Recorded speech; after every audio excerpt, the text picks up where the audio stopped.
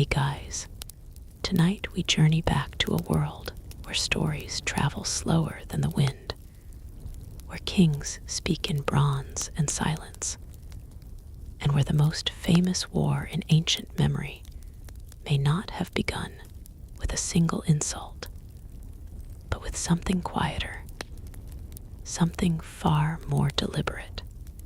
The sea is calm at first. It stretches endlessly, a dull sheet of gray-blue under a sky that never seems to change.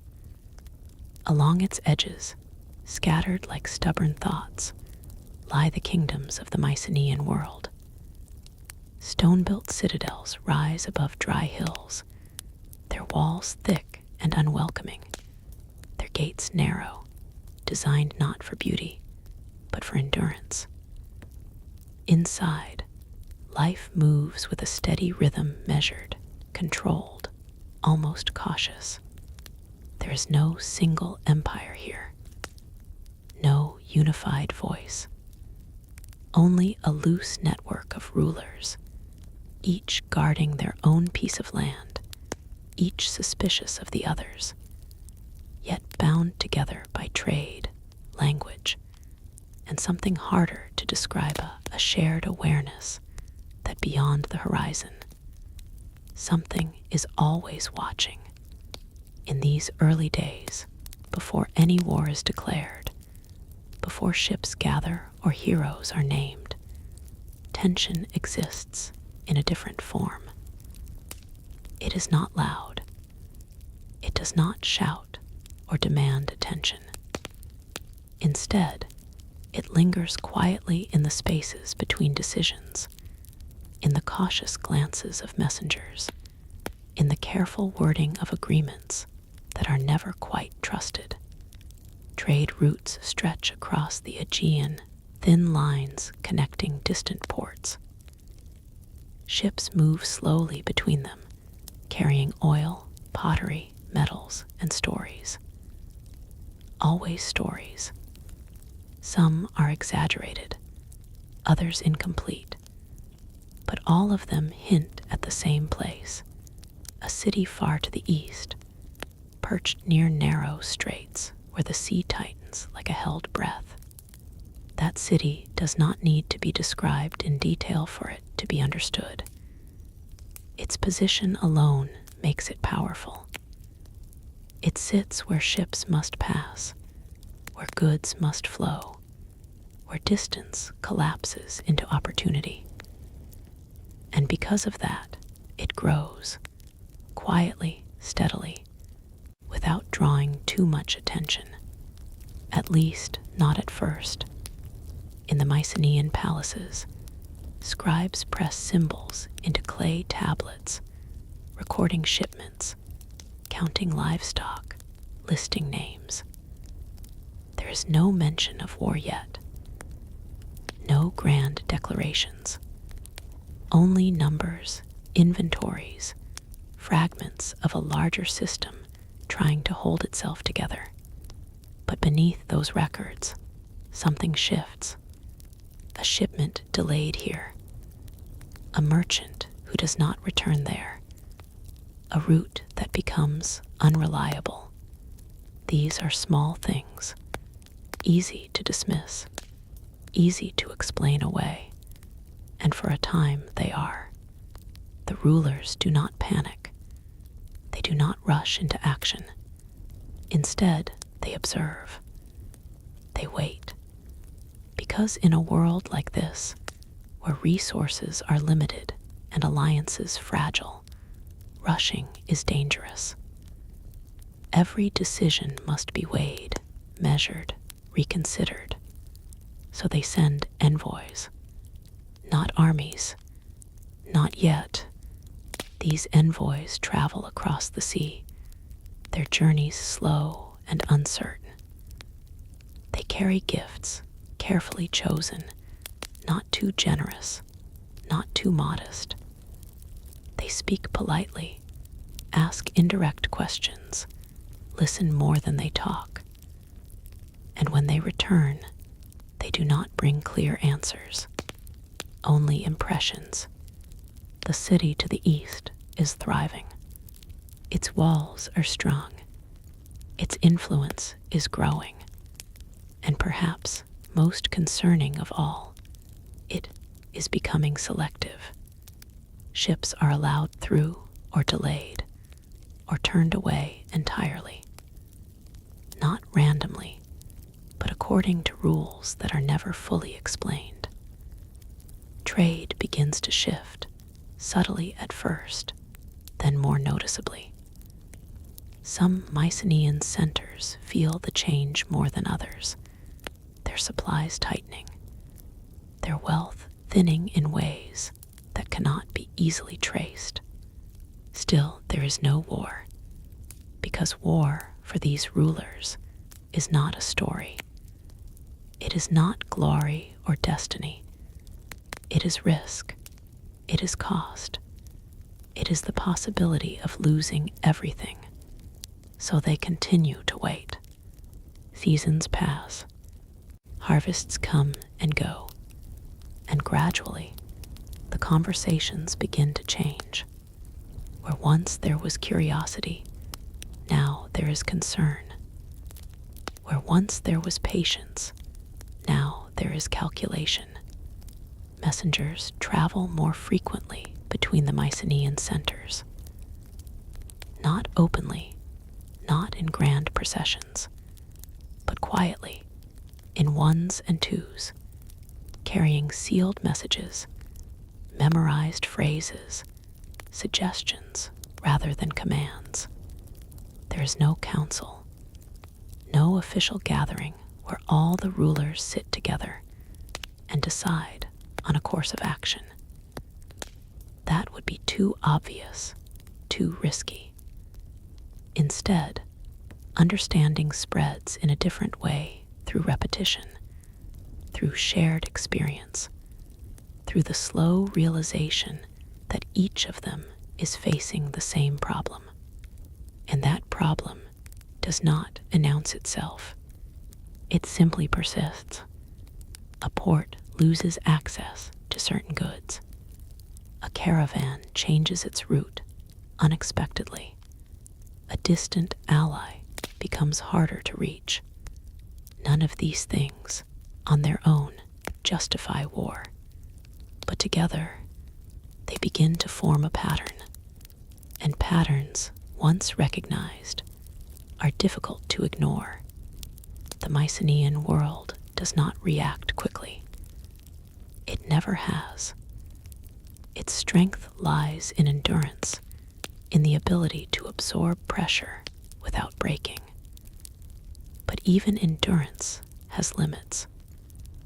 And as the years stretch on, the quiet tension becomes something heavier. Not fear, not yet, but something close.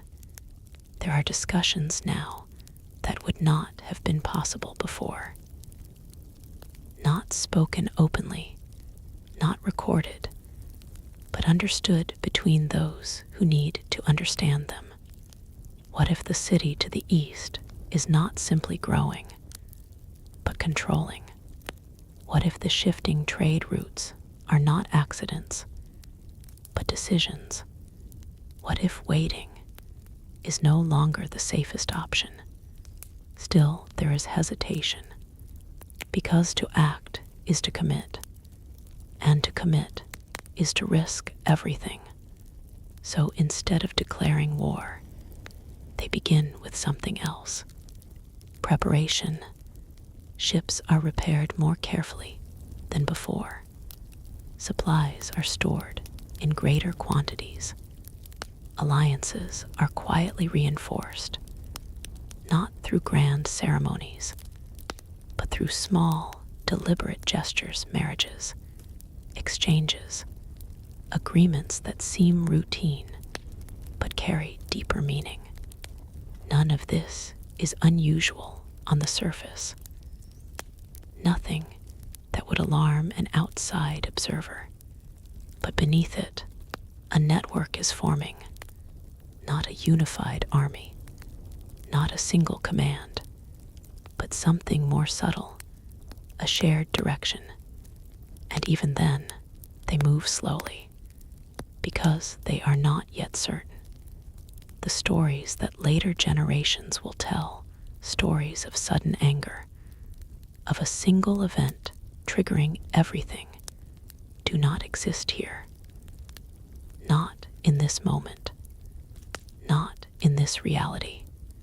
What exists instead is uncertainty, and uncertainty demands caution. More envoys are sent, more information is gathered, and gradually, a clearer picture begins to emerge. The eastern city is not just powerful, it is strategic. It understands its position.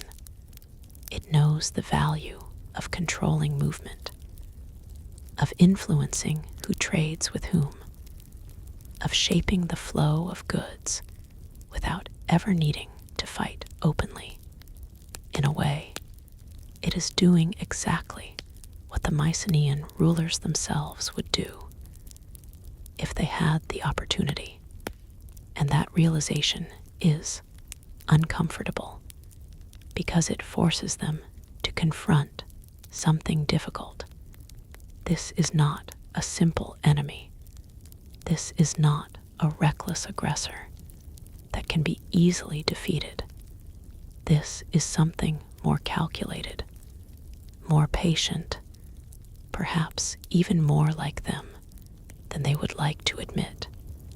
And so, the decision becomes even harder, because to oppose such a force is not just a matter of strength.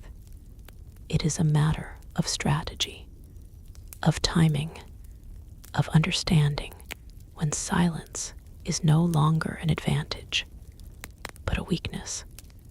The sea remains calm. The ships continue to move. Life on the surface appears unchanged, but beneath it, the quiet calculations continue. And somewhere, far to the east, the city watches as well. It sees the same patterns. It notices the same shifts. And it understands that something is coming. Not immediately, not loudly, but inevitably. The Mycenaean world is not rushing toward war. It is drifting toward it, slowly, deliberately, almost reluctantly, like a tide that does not announce itself, but cannot be stopped. And as this slow movement continues, as decisions begin to solidify and possibilities narrow, one truth becomes harder and harder to ignore. This conflict, when it finally arrives, will not begin with a shout. It will begin with silence. And that silence is already spreading. The silence does not break all at once. It thins gradually, like mist under a rising sun, revealing shapes that were always there, but never fully acknowledged. Across the Mycenaean world, decisions begin to settle into place, not through declarations or oaths, but through repetition. Ships that once traveled alone now move in loose groups, not close enough to appear coordinated, yet not distant enough to be truly separate. Their routes overlap more often than before, their stops more predictable, their timing less accidental. To an outsider, it might still seem like coincidence. But for those who understand the rhythm of trade, the shift is unmistakable. In the citadels, rulers no longer speak only of harvests and tribute. Their conversations drift, carefully and indirectly, toward matters of distance, of timing, of access. They ask questions that seem harmless on the surface. How long does it take to reach a certain port? How reliable is a particular route? which harbors remain open during uncertain seasons. But beneath these questions lies a deeper concern.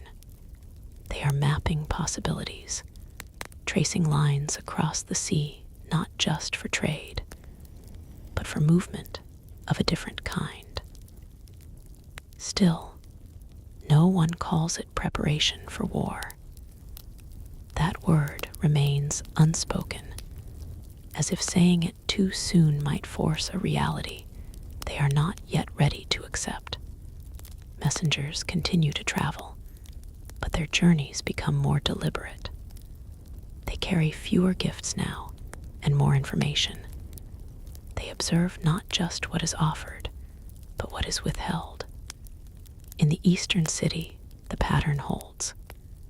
Access is granted selectively, sometimes generously, sometimes not at all.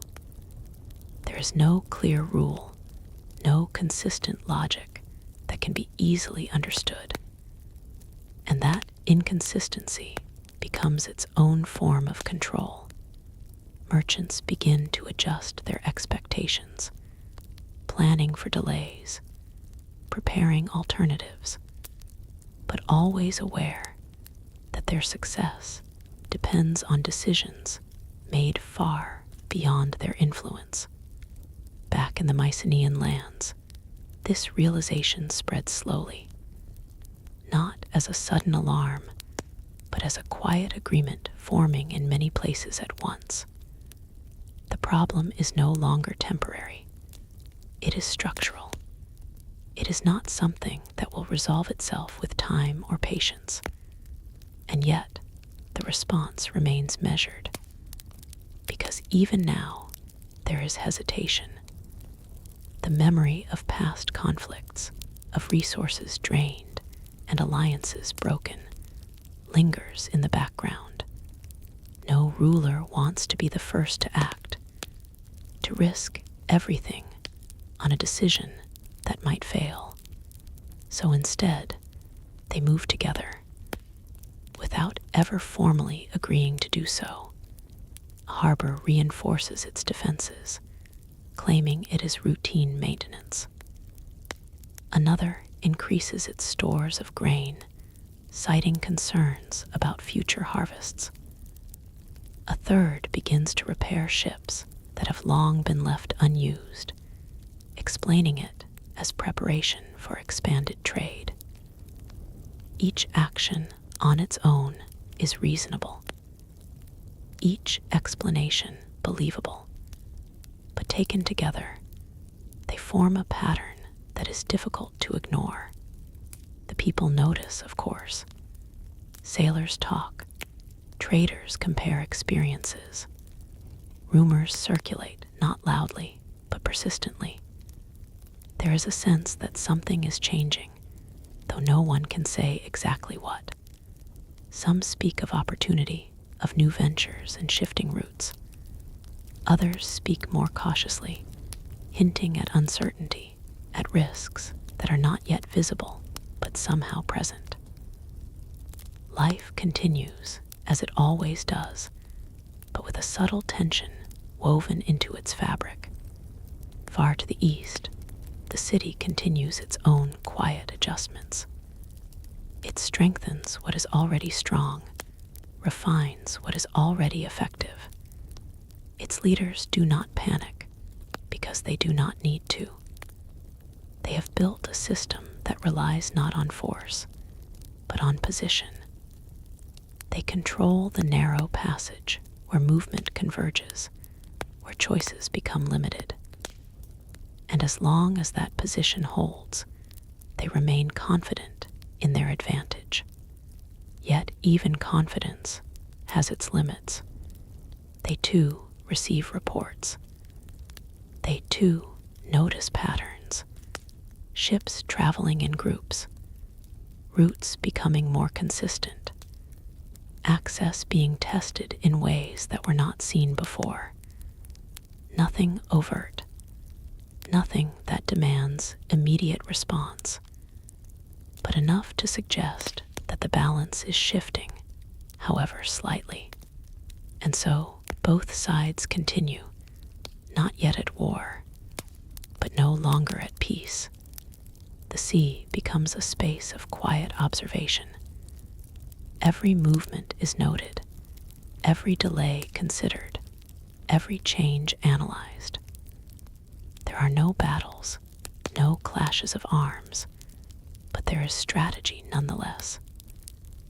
It unfolds slowly, almost invisibly, like a game played over great distances, where each move is separated by weeks or months, and the consequences take even longer to appear. Time stretches, seasons pass again, and with each passing cycle, the possibility of returning to what once was becomes more distant. The Mycenaean rulers begin to accept something they had long avoided. Waiting will not restore balance. Patience will not reopen closed paths. The situation has evolved beyond that. And while they have not yet spoken the word war, they are moving ever closer to it, step by careful step. Still, they do not rush, because rushing would mean abandoning the very caution that has brought them this far. Instead, they continue to prepare, to observe, to adjust, until eventually, preparation itself begins to feel like action. And once that line is crossed, there is no easy way back. The shift from preparation to action does not arrive with a single moment. It is not marked by a declaration, nor by a sudden change in behavior. Instead, it emerges quietly, almost imperceptibly, as if the world itself has decided to move forward while no one was looking directly at it. What once felt like cautious planning begins to take on a different weight. The ships that sail are no longer simply maintaining presence. They are testing distance, endurance, coordination. Their journeys stretch slightly longer, their stops become more intentional, and their returns carry more than just goods. They carry observations, confirmations, and something that resembles confidence. Within the Mycenaean centers, that confidence remains carefully controlled. No ruler allows it to become visible too quickly. There is still too much at stake, too many unknowns that could turn certainty into disaster. Yet the tone of their private discussions changes.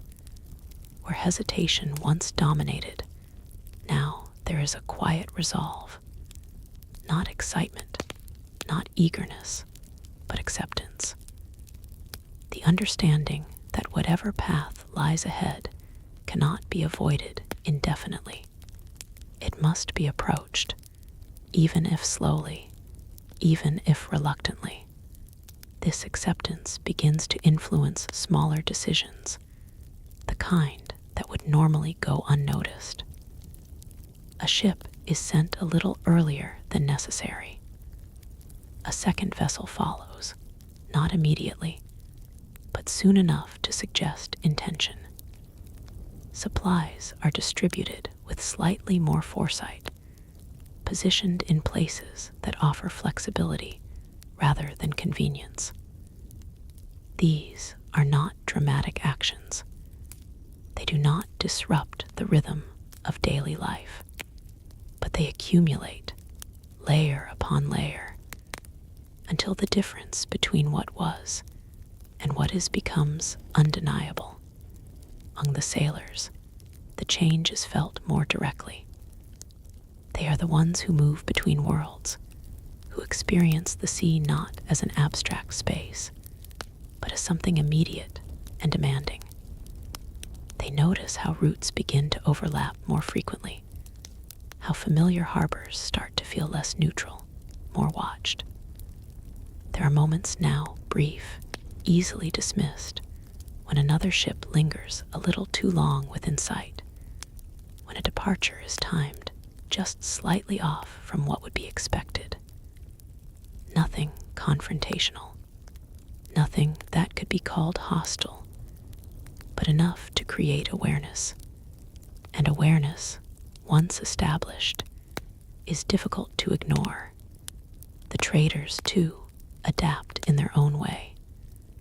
They become more cautious with their goods, more selective with their partners. Trust, which was always fragile, becomes even more measured. Agreements are made with greater care, terms clarified in ways that leave less room for uncertainty. It is not that trade stops, it cannot stop, but it changes in character. It becomes less fluid, less spontaneous, more deliberate. Far to the east, the city observes these developments with the same careful attention. Its leaders do not interpret the changes as immediate threats.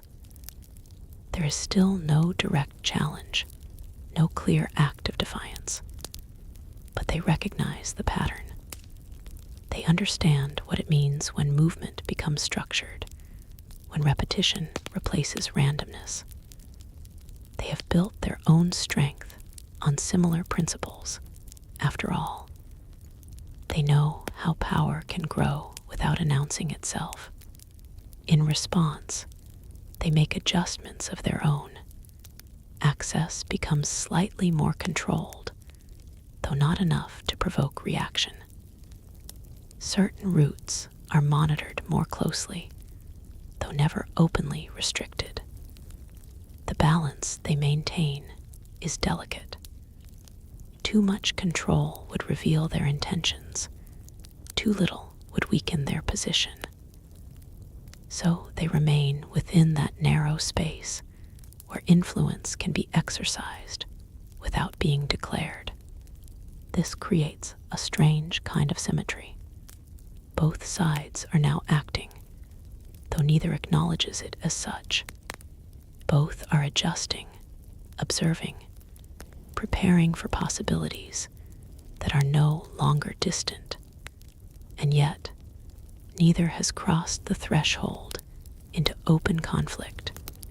The space between peace and war grows thinner.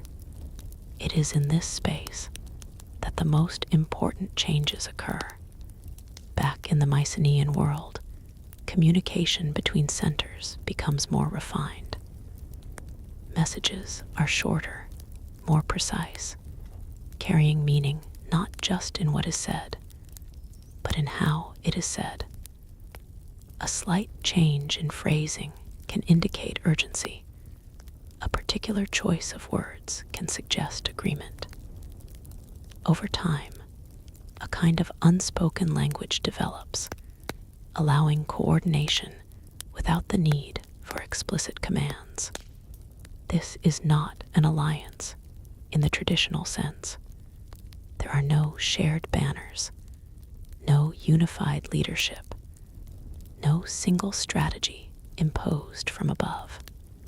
But there is alignment, a gradual convergence of purpose that emerges from shared experience rather than formal agreement.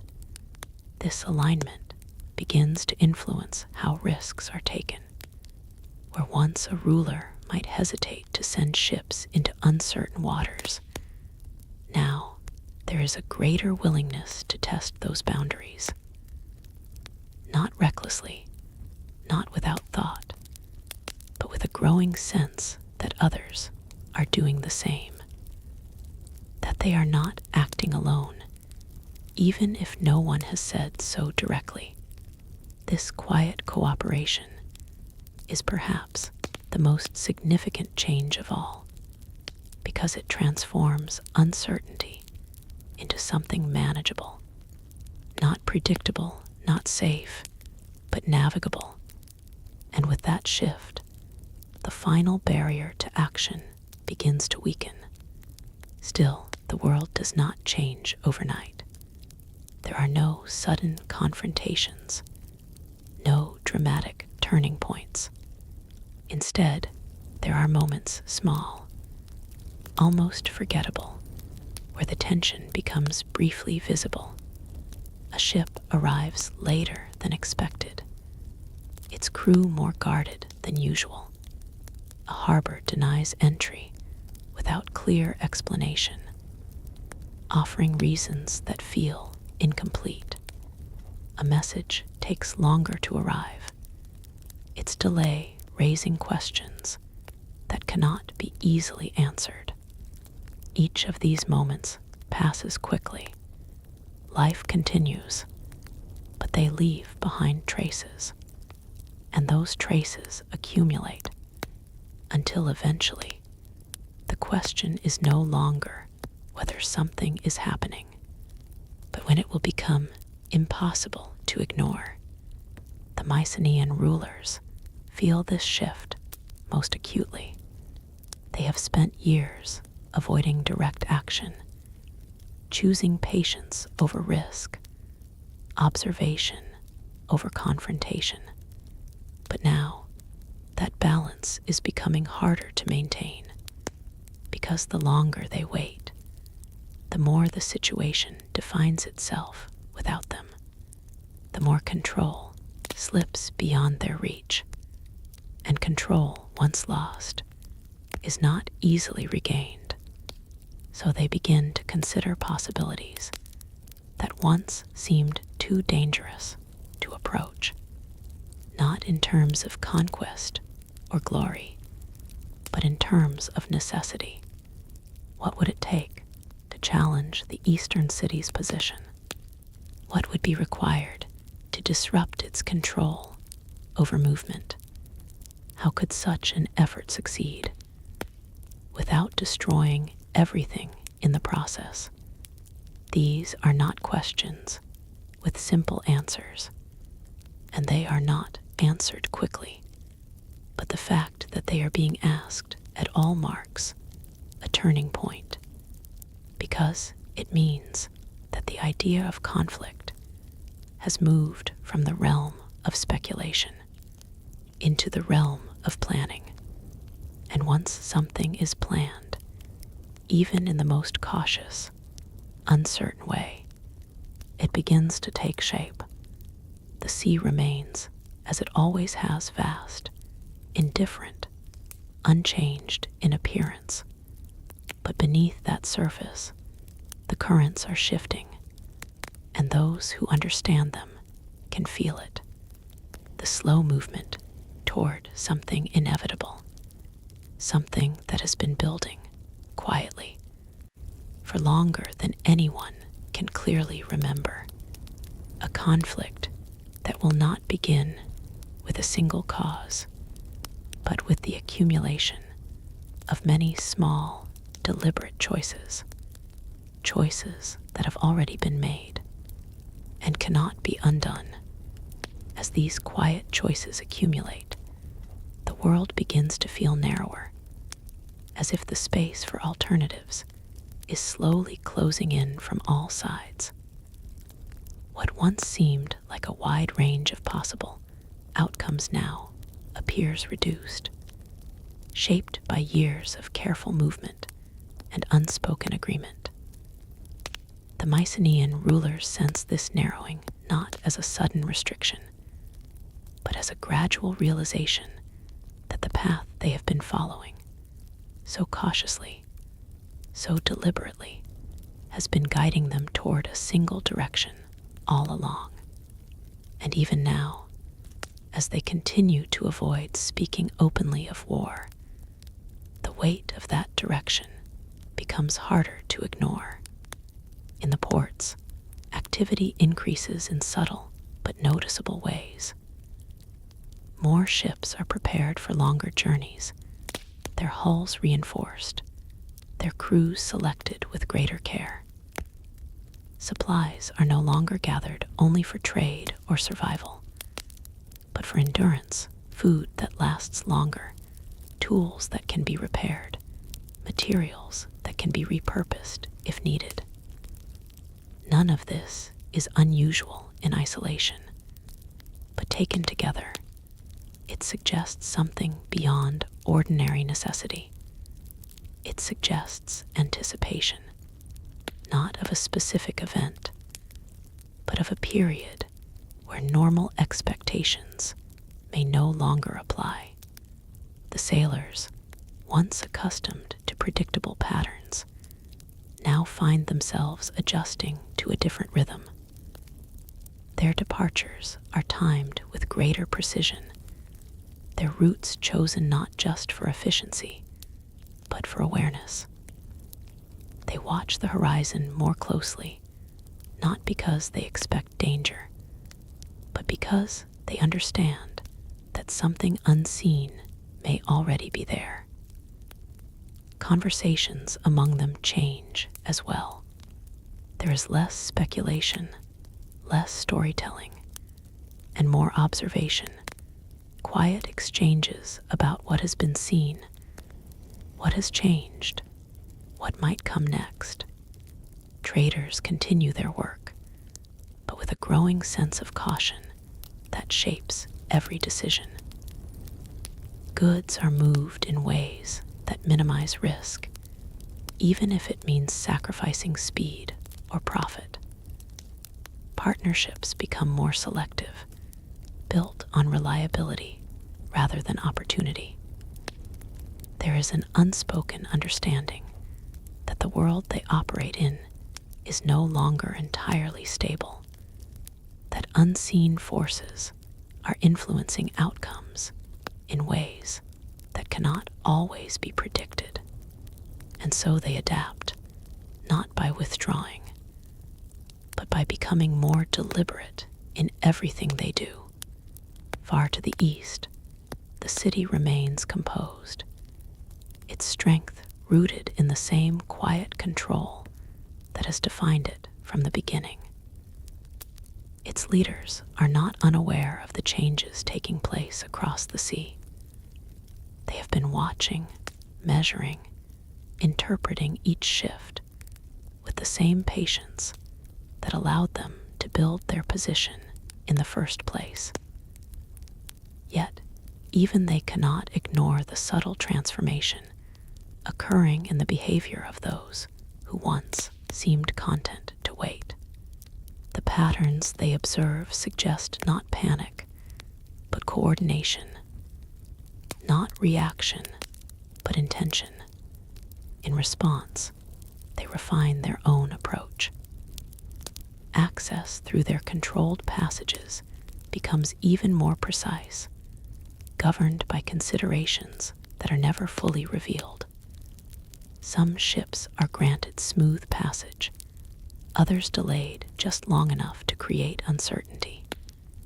It is not an act of open hostility, but a demonstration of influence, a reminder that control can be exercised without confrontation. For a time, this strategy continues to work, maintaining the balance that has kept conflict at bay.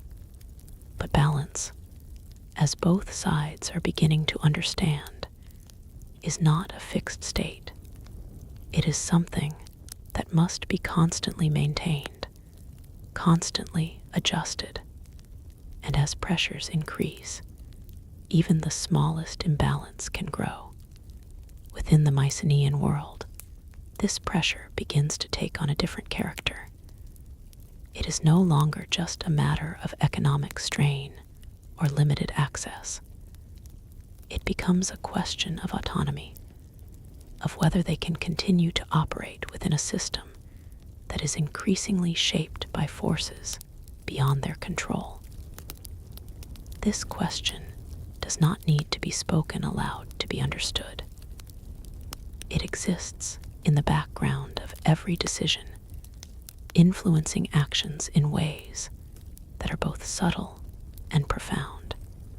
Communication between centers becomes even more refined, more efficient, more purposeful. Messages carry layers of meaning that go beyond their surface content, allowing coordination to occur without the need for explicit instruction.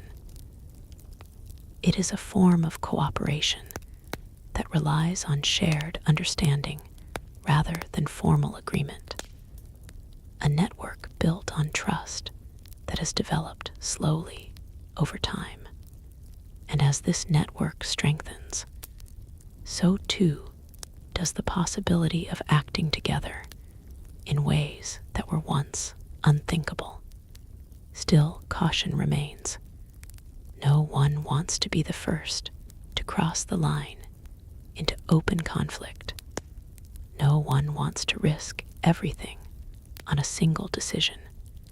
But the line itself is becoming less clear because action is already taking place, even if it is not yet recognized as such. Ships test boundaries more frequently now, venturing into spaces that were once avoided.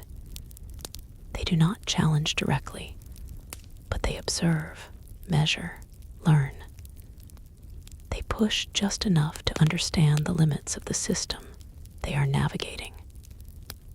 And each time they do, they bring back information that adds to a growing body of knowledge that will eventually shape whatever comes next.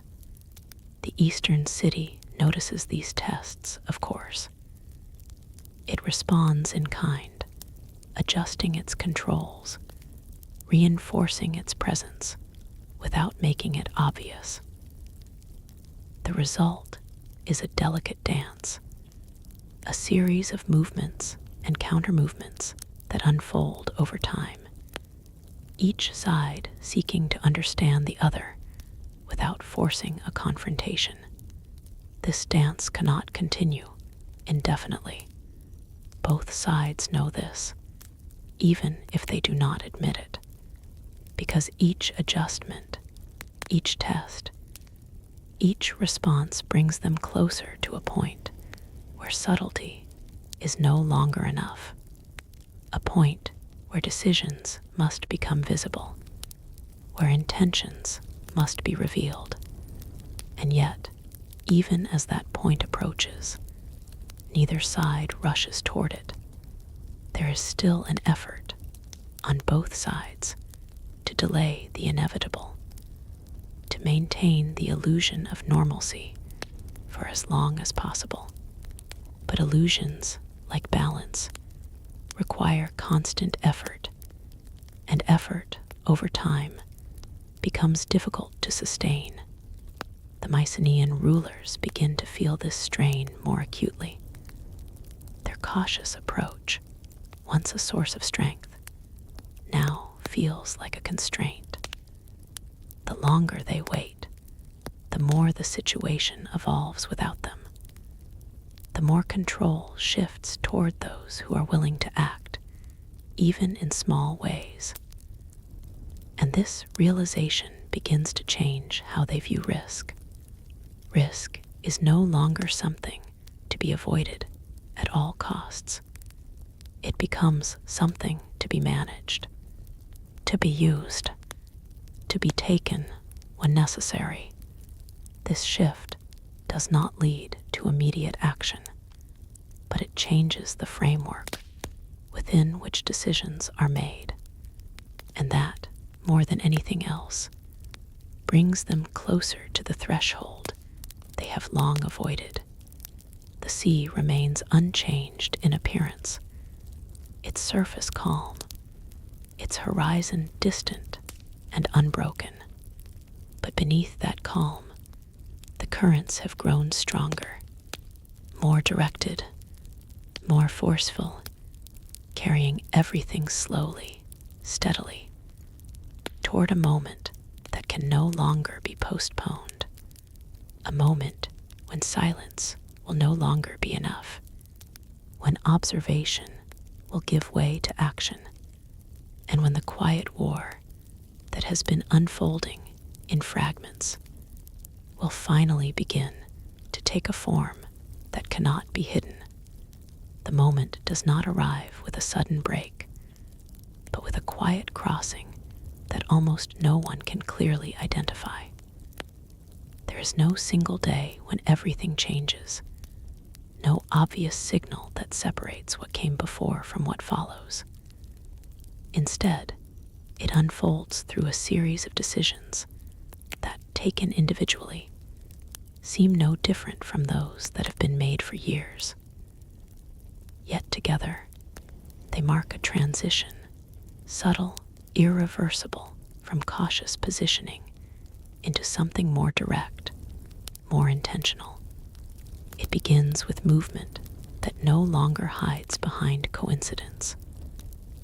Ships are no longer simply overlapping in their routes. They begin to align in ways that suggest awareness of one another's presence. Distances are calculated not just for efficiency, but for timing. Departures and arrivals fall into patterns that, while not openly coordinated, reflect a shared understanding. It is still quiet, still measured, but no longer entirely concealed. For the sailors, this change is unmistakable. They feel it in the way instructions are given clearer, more specific, leaving less room for interpretation. They notice how certain routes are favored repeatedly, how familiar paths are tested again and again, as if confirming their reliability under different conditions. There is a sense now that they are part of something larger, though no one names it directly. No one needs to. In the Mycenaean centers, this shift brings with it a new kind of tension. Not the uncertainty that once defined their hesitation, but something sharper, a focus. Discussions become more precise, less exploratory. Questions are no longer about what might happen, but about what should be done. Possibilities narrow into options, and options begin to demand choice. Still, the language of these discussions remains careful. There are no declarations, no formal agreements that would bind one ruler to another in a way that could not be undone. But there is alignment, stronger now than before, reinforced by shared necessity rather than explicit commitment. Each ruler understands that the others are reaching the same conclusions, even if they never say so outright. And with that understanding comes a shift in behavior, where once they avoided actions that might provoke a response, now they begin to accept that some level of reaction is unavoidable. The goal is no longer to prevent tension entirely, but to control how it develops, to shape it, guide it, keep it within limits that can still be managed. This is a difficult balance to maintain, because once action becomes intentional, even in small ways, it carries consequences that cannot always be predicted. The first of these consequences appears not as conflict, but as resistance. A ship approaching the Eastern Passage is delayed longer than expected, its crew left waiting without clear explanation.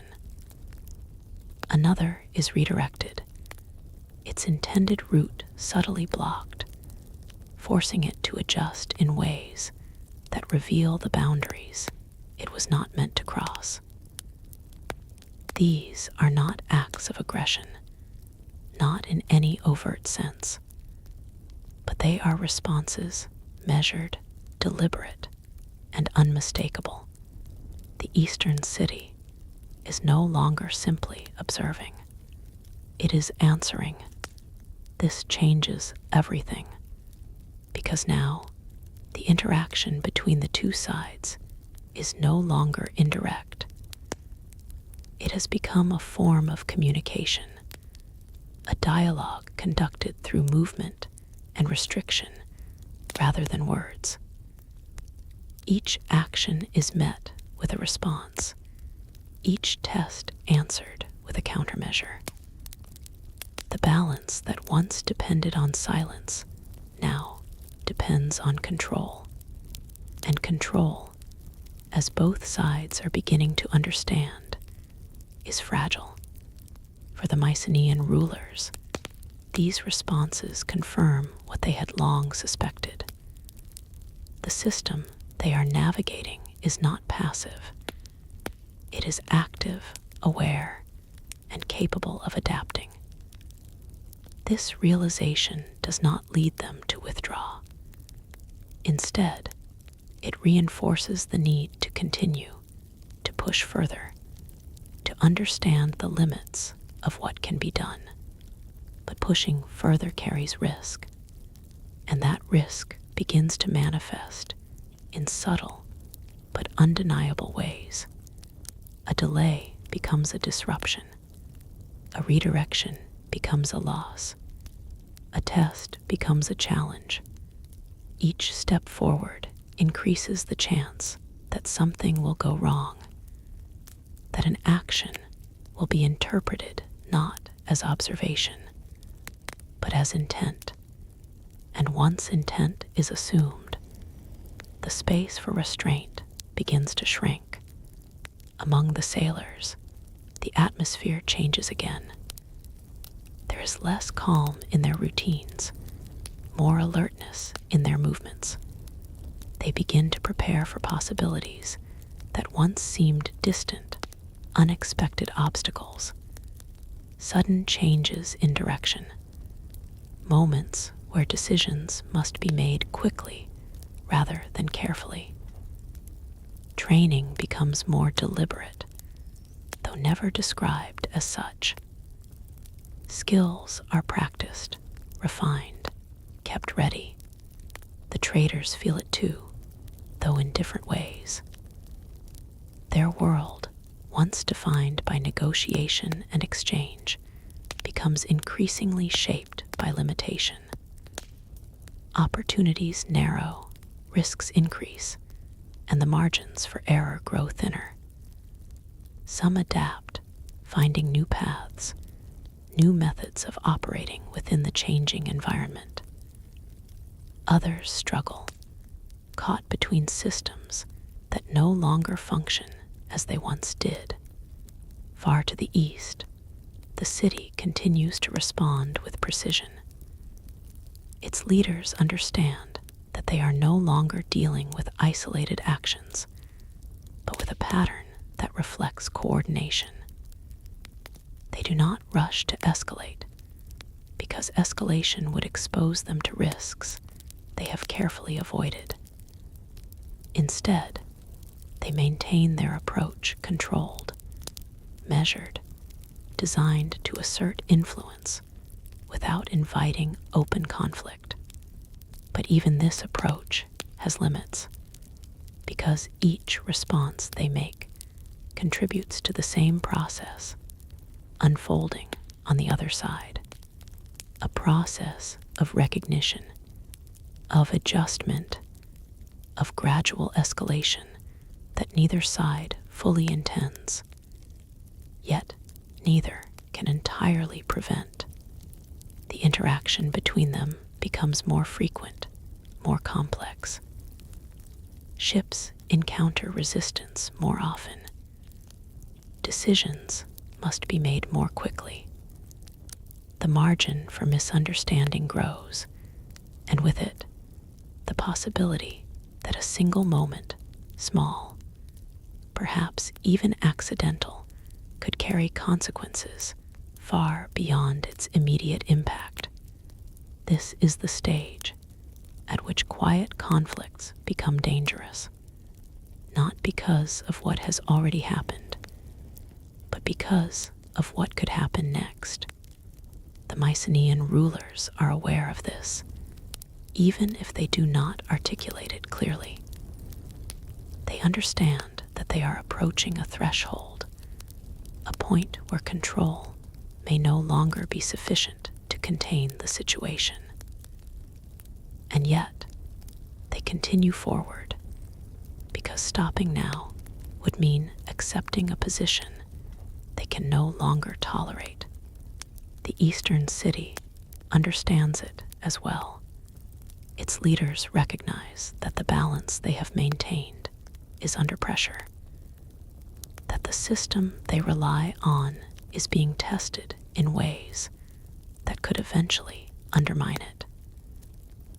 They, too, continue, because withdrawing would mean relinquishing the very advantage they have built so carefully. And so, both sides move closer to a moment neither fully desires, but both are preparing for. The sea, unchanged in appearance, becomes the stage for this unfolding tension. Its calm surface hides the growing intensity beneath, the accumulation of actions and responses that are drawing everything toward a point of convergence, a point where the quiet dialogue will no longer be enough, where the language of movement and restriction will give way to something clearer, more direct, more difficult to control.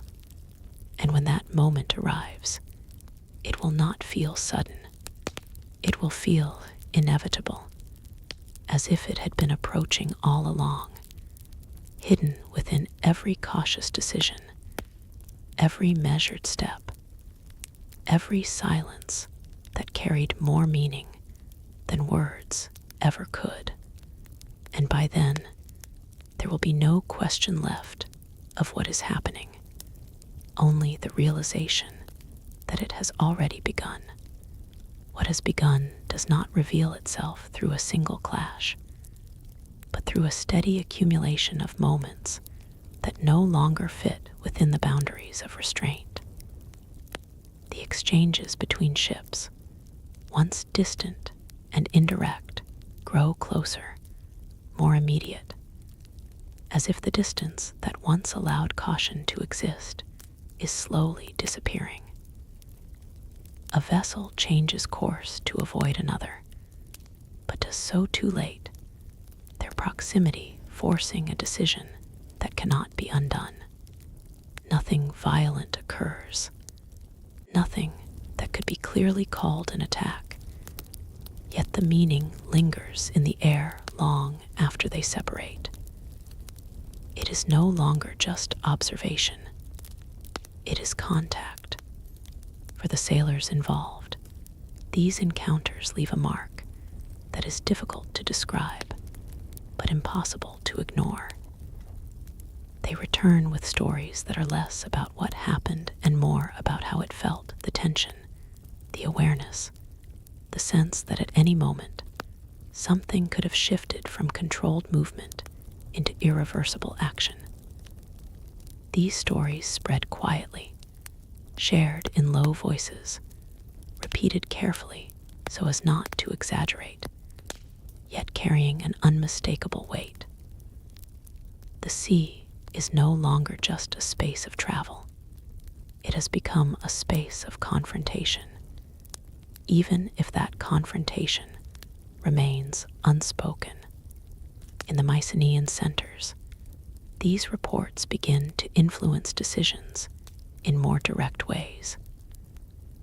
The abstract understanding of risk becomes tangible, grounded in real experiences rather than distant possibilities.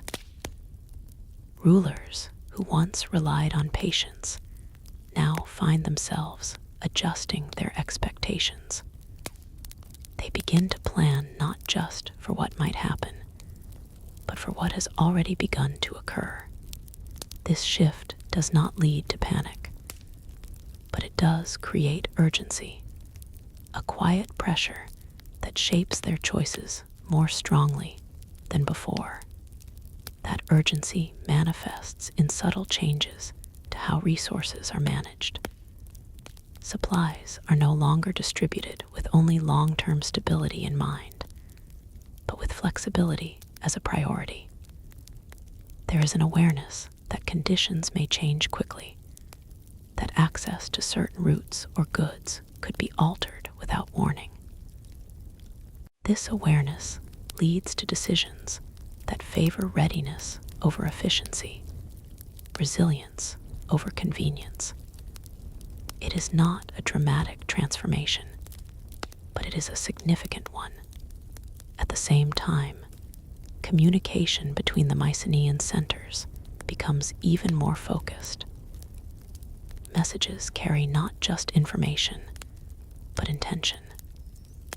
They are designed to align actions without requiring explicit agreement, to create a sense of shared movement without the need for formal coordination.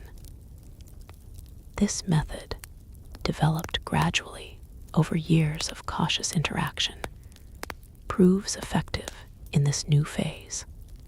It allows them to respond to changing conditions quickly, without exposing themselves to the risks that open declarations would bring. Far to the east, the city responds to these developments with the same careful precision that has defined its approach from the beginning. Its leaders recognize that the situation has entered a new stage, one where the line between observation and action has become blurred. They do not abandon their strategy of controlled influence, but they adapt it to the new reality. Their responses become slightly more assertive, though still measured, designed to maintain authority without provoking escalation. This balance, however, becomes increasingly difficult to sustain because each side is now operating with a heightened awareness of the other's intentions, and that awareness changes everything. A ship that once might have been seen as a simple trader is now viewed as a potential signal. A delay that might have been attributed to weather is now considered a deliberate choice. Every action is interpreted, analyzed, placed within a broader pattern that both sides are trying to understand. This constant interpretation creates a feedback loop. Actions lead to responses. Responses lead to further actions, and each step adds to a growing sense of inevitability. The space for misunderstanding grows smaller, but the consequences of misunderstanding grow larger. Among the sailors, this shift leads to a different kind of preparation. They begin to anticipate not just the physical challenges of their journeys, but the decisions they may be forced to make in uncertain moments. They practice responses, not formally, but through repetition and shared experience. They learn to read subtle signals, to interpret movement, to react quickly when necessary. These skills, once secondary to their primary roles, become essential. The traders, too, adapt in ways that reflect the changing environment. They become more cautious in their dealings, more aware of the broader context in which their actions take place. They understand that their choices, where to go, what to carry, who to trust, are no longer just economic decisions. They are part of a larger system, one that is becoming increasingly complex and unpredictable. For the Mycenaean rulers, the accumulation of these changes leads to a critical realization. The situation can no longer be controlled through indirect means alone. The quiet strategies that once allowed them to navigate uncertainty are reaching their limits, and while they have not yet committed to open conflict, they are beginning to accept that such a conflict may be unavoidable. This acceptance does not come easily. It is resisted, questioned, reconsidered, but it persists because the evidence continues to build. Each new development reinforcing the same conclusion. The Eastern city reaches a similar understanding, though from a different perspective. Its leaders recognize that their system of control is being tested in ways that could eventually undermine it. They see the patterns of movement, the increasing coordination, the willingness to push boundaries, and they understand that maintaining their position will require more than subtle influence.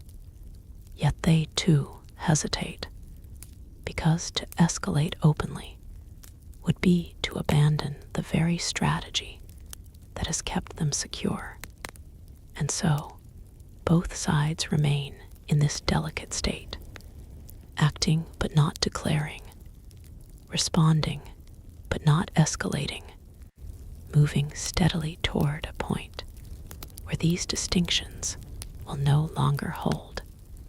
The sea, once a neutral space, becomes increasingly defined by these interactions. Its vastness no longer offers the same sense of distance, the same buffer that allowed caution to thrive. Instead, it feels smaller, more immediate, as if every movement is connected, every action part of a larger whole. Time continues to pass, as it always does, but now each passing moment carries more weight, because the choices being made are no longer isolated. They are part of a process that is building toward something larger, something that cannot be easily reversed. The Mycenaean world feels this momentum, even if it cannot fully articulate it.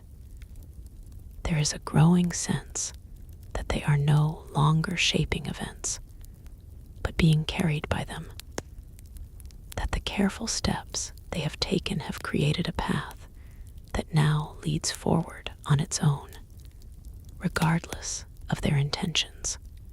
And yet they continue, because stopping is no longer an option, not without accepting a loss that they are unwilling to accept. The Eastern city continues as well, maintaining its position, adapting its strategy, preparing for outcomes that are becoming increasingly difficult to avoid. And between them, the space that once allowed for silence is slowly disappearing, replaced by something more direct, more immediate, more dangerous, a quiet war that is no longer entirely quiet, a conflict that has moved beyond preparation and into reality, even if it has not yet revealed its full form. And as this reality takes shape, one truth becomes impossible to ignore. The moment they have been approaching is no longer in the future. It is here, and it is unfolding, step by step, with a certainty that no one can fully control. The presence of this unfolding reality begins to settle into every layer of life, not as a disruption, but as a condition that must now be lived within. There is no sudden collapse of order, no immediate descent into chaos. Instead, there is an adjustment, slow, deliberate, and deeply felt. The Mycenaean world does not stop what it is doing, it continues, but differently. Each action now carries an awareness that was not there before, a quiet understanding that the environment itself has changed, even if its outward appearance remains the same. In the ports, routines continue, but they are no longer simple.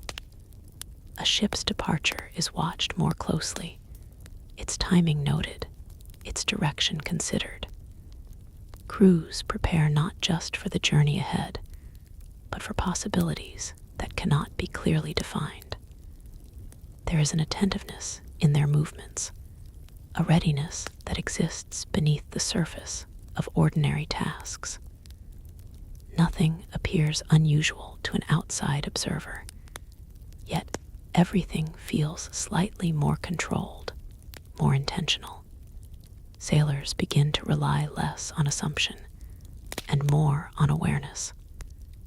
They observe the behavior of other vessels with a level of detail that would have once seemed unnecessary.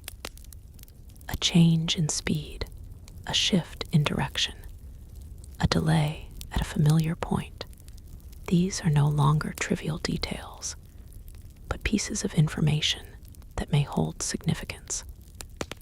This heightened attention becomes second nature, shaping how they navigate the sea and how they interpret what they see. Back in the Mycenaean centers, the sense of inevitability continues to grow, though it is rarely expressed openly. Rulers who once hesitated now find themselves thinking in terms that leave less room for avoidance.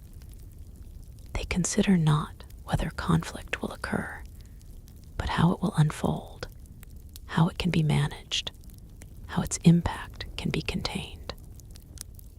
These considerations do not lead to immediate action, but they change the nature of decision-making in subtle but profound ways.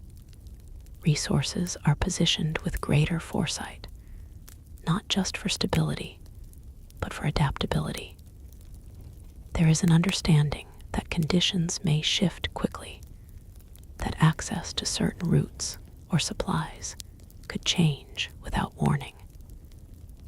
This leads to a kind of quiet resilience, a system designed to absorb disruption rather than prevent it.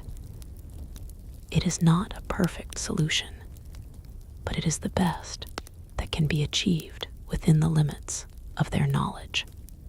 Communication continues to evolve, becoming more efficient, more precise, more attuned to the needs of the moment.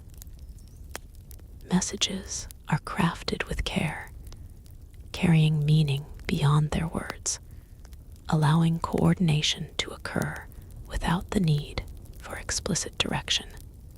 This form of interaction, developed over years of cautious engagement, proves increasingly valuable as the situation becomes more complex. Far to the east, the city remains steady, its approach still defined by control and calculation. Its leaders have not lost their confidence, but that confidence is now tempered by a growing awareness of the changes taking place around them. They recognize that the system they have built is under pressure, that the patterns they once relied on are being tested in ways that could alter their effectiveness. In response, they refine their methods further. Their control over movement becomes more nuanced, more responsive to the actions they observe. They do not overreach, do not impose restrictions that would provoke an immediate reaction. Instead, they maintain a balance, adjusting just enough to preserve their position while avoiding unnecessary escalation. Yet even this careful approach cannot fully contain what is happening, because the interaction between the two sides has reached a level where subtlety alone is no longer sufficient. Each side is now aware of the other's awareness. Each action is taken with the understanding that it will be seen, interpreted, responded to. This mutual recognition changes the nature of the conflict in a fundamental way. It transforms it from a series of isolated actions into a continuous exchange, a process that unfolds in real time, where each decision influences the next. For the sailors, this means that their journeys are no longer just about reaching a destination. They are about navigating a landscape of intention where every movement carries meaning. They must be prepared not just for physical challenges, but for moments of uncertainty where the right choice is not always clear. The traders experience this shift as a narrowing of possibilities. Their world, once defined by opportunity and exchange, becomes more constrained, shaped by forces that are increasingly difficult to predict. They adapt as best they can, finding new paths, new methods, but always with the awareness that the system they operate within is changing. For the Mycenaean rulers, the accumulation of these changes leads to a deeper understanding of what lies ahead. They begin to see the conflict not as a single event, but as a process that is already underway. A process that will continue to unfold, regardless of whether it is formally acknowledged. This understanding does not bring clarity. It brings weight, because it means that there is no simple solution, no decisive action that will resolve everything at once. Only a series of choices, each carrying consequences that will shape what comes next. The Eastern city reaches a similar realization. Its leaders understand that their position, while still strong, is no longer unchallenged in the same way. The patterns they observe suggest a level of coordination and persistence that cannot be ignored. They recognize that maintaining their advantage will require not just control, but adaptability. And so, both sides continue to adjust, to respond, to move within this evolving situation. The sea becomes the space where all of this plays out, its calm surface masking the complexity beneath. It is no longer just a route, but a field of interaction, where every movement contributes to a larger pattern. Time continues, steady and unrelenting, and with each passing moment, the distance between what has been and what will be grows smaller. The Mycenaean world feels this convergence, even if it cannot fully articulate it. There is a sense that they are approaching something that cannot be avoided, something that has been building through years of quiet decisions and careful movements. And yet, even now, they do not rush. They proceed as they always have, deliberately, cautiously, aware of the risks, but unable to turn away, because the path they have taken has led them here, to a point where the quiet war that once existed only in fragments has become a continuous presence, not fully visible, not fully defined, but undeniably real. And as it continues to unfold, it becomes clear that what lies ahead will not be shaped by a single moment of action, but by the accumulation of everything that has come before.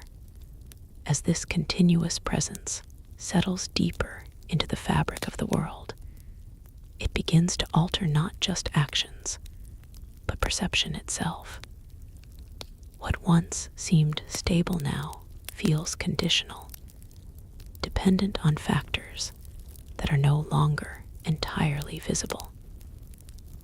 The Mycenaean rulers, who once relied on patterns that held steady over time, now find those patterns shifting beneath them, not dramatically, not in ways that demand immediate reaction, but gradually, persistently, until the sense of certainty they once depended on becomes something far more fragile. In the ports, this shift is reflected in the way people observe rather than act. Conversations slow, not because there is less to say, but because there is more to consider. A simple report of a journey now carries layers of interpretation. When a ship arrives, the focus is not only on what it brings, but on how it traveled, what it encountered, what it avoided. Each detail becomes part of a larger picture that no one person can fully see, yet everyone contributes to assembling. Sailors grow accustomed to this new way of thinking. They begin to describe their experiences in terms that go beyond distance and time. They speak of patterns in movement, of moments where something felt different without an obvious reason. These descriptions, while imprecise, carry weight. They are repeated, compared, and slowly integrated into a shared understanding that continues to evolve with each passing journey. Among the traders, a similar transformation takes place. Their decisions, once driven primarily by opportunity, are now shaped by awareness. They consider not just where profit may be found, but where risk may emerge. This does not stop them from operating. It cannot, but it changes how they approach every exchange.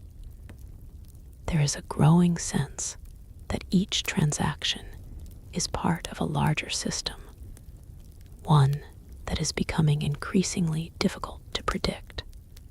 Back in the Mycenaean centers, this accumulation of observation begins to influence strategy in more direct ways. Rulers who once hesitated to act now find themselves working within a framework that assumes change rather than stability. They begin to think not in terms of maintaining balance, but in terms of navigating imbalance, anticipating shifts, preparing responses, and accepting that control may always be partial. This shift in perspective is subtle but profound because it changes the goal. No longer is the aim to preserve what exists. Instead, it becomes about managing what is already changing. Communication reflects this new reality. Messages are no longer just informative, they are adaptive. They respond to conditions as they evolve, adjusting tone and content to reflect what is most relevant in the moment. This flexibility allows the Mycenaean world to remain connected, even as the situation grows more complex. Far to the east, the city continues its own process of adaptation. Its leaders, once confident in the stability of their position, now operate with a heightened awareness of the forces gathering around them. They do not abandon their methods, but they refine them, introducing variations that allow for greater responsiveness. Control is still maintained, but it is no longer static. It becomes something dynamic, capable of shifting as needed. Yet even this adaptability has its limits, because the interaction between the two sides has reached a point where change on one side inevitably produces change on the other. A kind of equilibrium forms, not stable, but balanced through constant adjustment. This equilibrium is fragile. It depends on timing, on interpretation, on the ability of each side to anticipate the other without fully understanding it. And as the pace of interaction increases, maintaining that balance becomes more difficult. For the sailors, this manifests as a growing intensity in their journeys. There are fewer moments of ease, fewer stretches where the sea feels neutral. Instead, there is a constant awareness of presence, of other ships, other movements, other intentions. They navigate not just physical space, but a field of attention where every action is potentially observed. The traders feel it as well, though in quieter ways. Their routes become more constrained, their choices more limited. They adapt, as they always have, but with a sense that the environment itself is becoming less forgiving. Mistakes carry greater consequences, and opportunities are harder to seize without risk. For the Mycenaean rulers, the cumulative effect of these changes leads to a deeper realization. The conflict they have been approaching is not something that will begin at a single point. It is something that is already unfolding, a process rather than an event. This realization shifts their thinking once again. They begin to consider not just how to initiate action, but how to sustain it, how to operate within a condition that may last far longer than any single decision. This leads to further adjustments in how resources are managed, how alliances are maintained, how strategies are developed. There is an increasing emphasis on endurance, on the ability to continue despite uncertainty, despite disruption, despite the absence of clear resolution. The Eastern city, observing these developments, reaches a similar understanding. Its leaders recognize that the situation is no longer one that can be controlled through isolated actions. It requires continuity, persistence, a willingness to engage in a prolonged exchange that may not have a clear endpoint. And so, both sides settle into this new reality, not at peace, not at open war, but within something in between, a sustained tension that shapes every decision, every movement, every interaction. The sea becomes the medium through which this tension is expressed, its vastness no longer a barrier, but a connection. Every ship that moves across it carries not just goods or people, but information, intention, and the weight of a situation that continues to evolve. Time passes, as it always does, but now it feels different. Each moment is connected to the next in a way that makes the passage of time more significant, more consequential. The Mycenaean world moves forward, not because it chooses to, but because it must.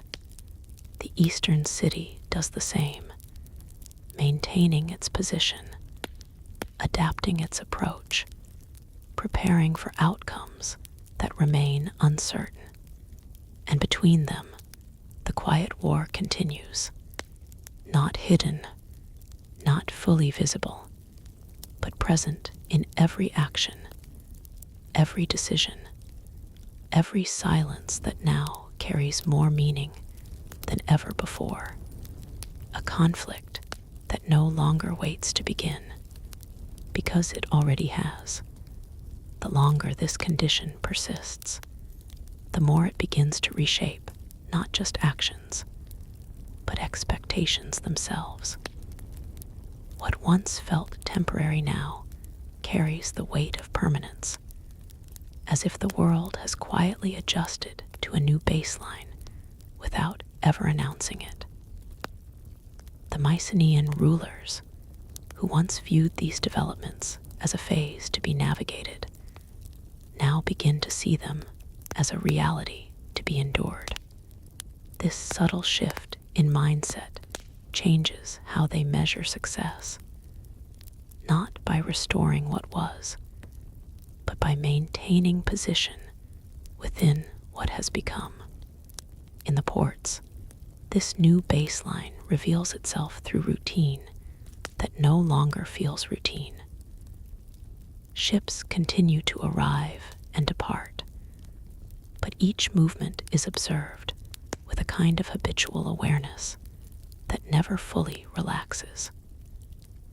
Crews prepare as they always have, yet there is an added layer of readiness in their actions, a sense that every journey carries possibilities beyond its stated purpose.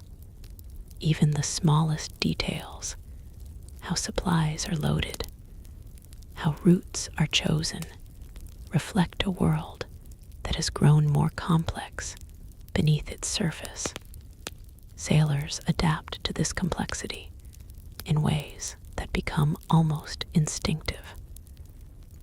They learn to read not just the sea, but the behavior of those who move across it. A slight hesitation in another vessel's course, a delay that lingers just long enough to raise suspicion, a pattern repeated too precisely to be accidental. These become signals, fragments of meaning that guide their decisions. Over time, this awareness becomes second nature, shaping how they navigate both space and uncertainty. Among traders, the same transformation unfolds, though expressed through caution rather than observation. Their choices grow more deliberate, more constrained by considerations that extend beyond profit or efficiency. They begin to operate within narrower margins, balancing opportunity against risk in ways that require constant adjustment. The freedom that once defined their work is not gone, but it is diminished, replaced by a careful negotiation with forces they cannot fully control. Back in the Mycenaean centers, the accumulation of these changes leads to a deeper consolidation of thought.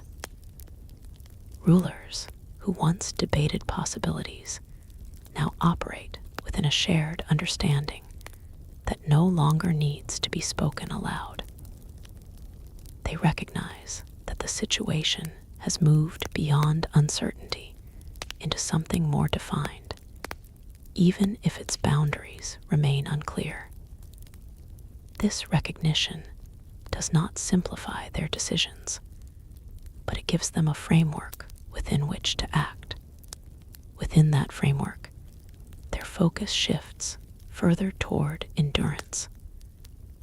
They begin to consider how long this condition can be sustained, how resources can be managed over extended periods, how alliances can be maintained without the strain of formal commitment. There is an acceptance now that whatever unfolds will not be brief, that the path ahead will require persistence rather than decisive action. Communication reflects this emphasis on continuity. Messages are crafted not just for immediate response, but for ongoing alignment, ensuring that actions remain connected even as conditions change.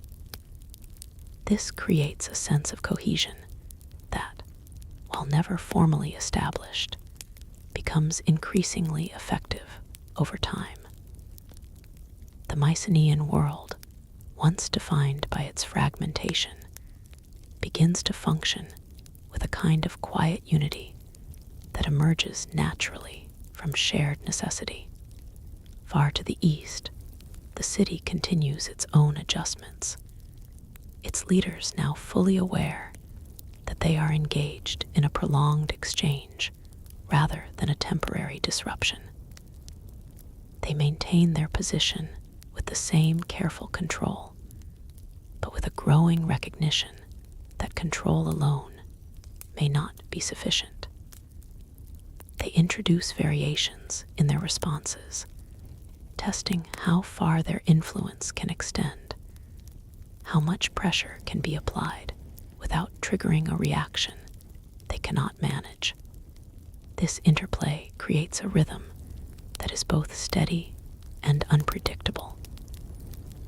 Actions are followed by responses, responses by further adjustments, each step shaping the next in ways that are not always immediately clear.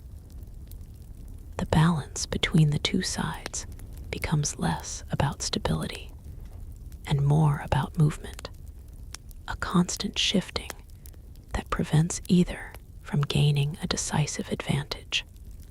For the sailors, this rhythm defines their experience of the sea.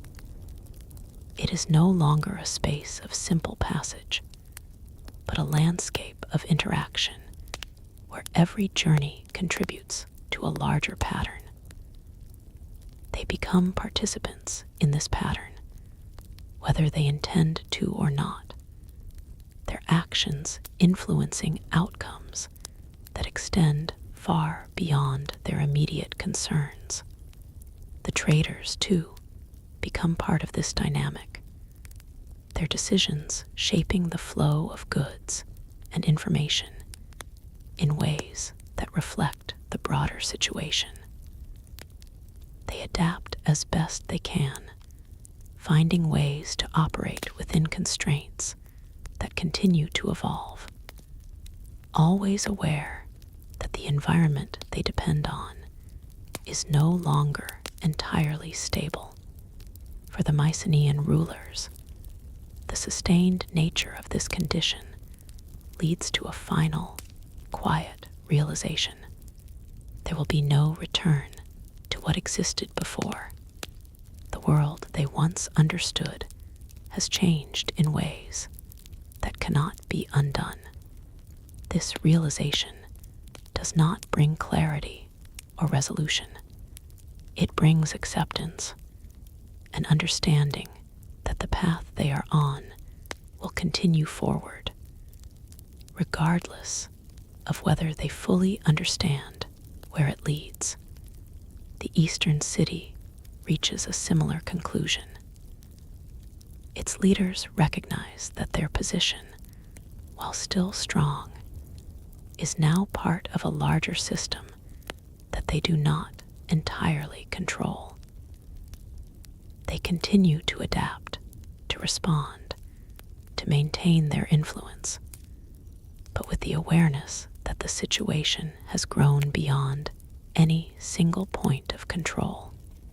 And so, both sides continue within this evolving reality, not seeking to end it, because ending it is no longer a simple possibility, but learning to exist within it, to move with it, to shape it where they can.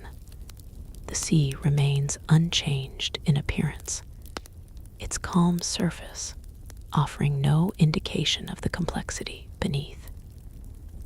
Yet, for those who move across it, who depend on it, who observe its patterns, it has become something entirely different, a space defined not just by distance, but by interaction, by tension, by the quiet unfolding of a conflict that no longer hides in fragments.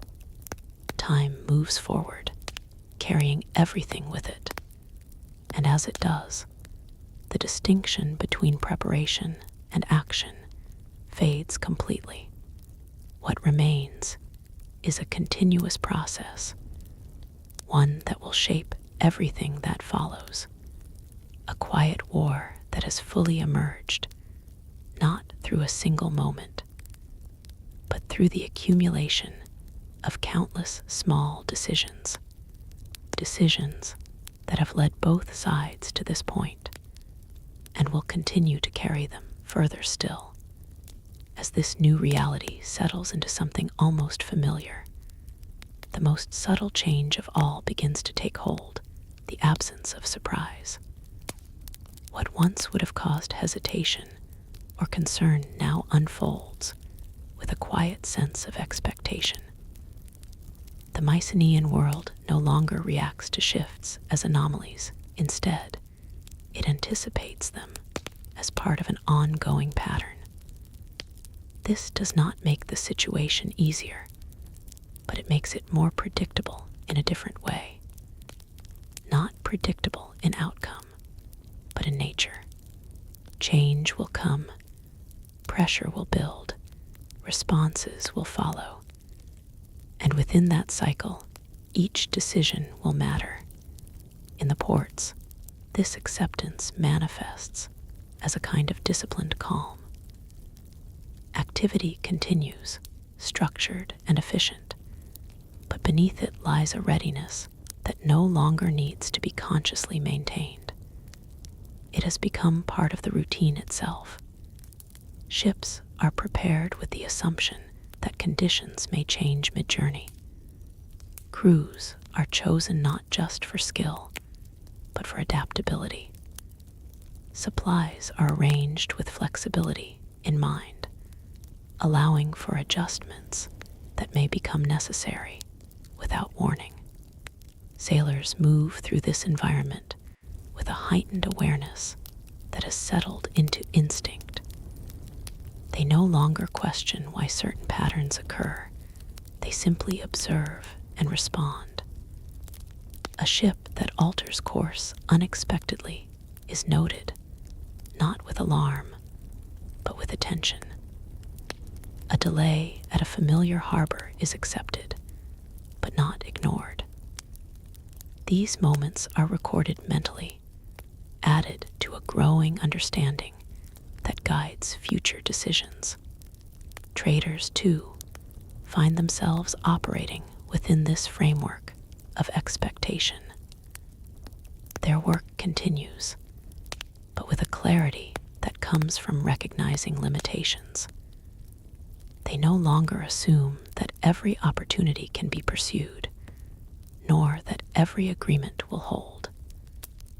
Instead, they focus on what can be sustained, what can be relied upon within an environment that is constantly shifting.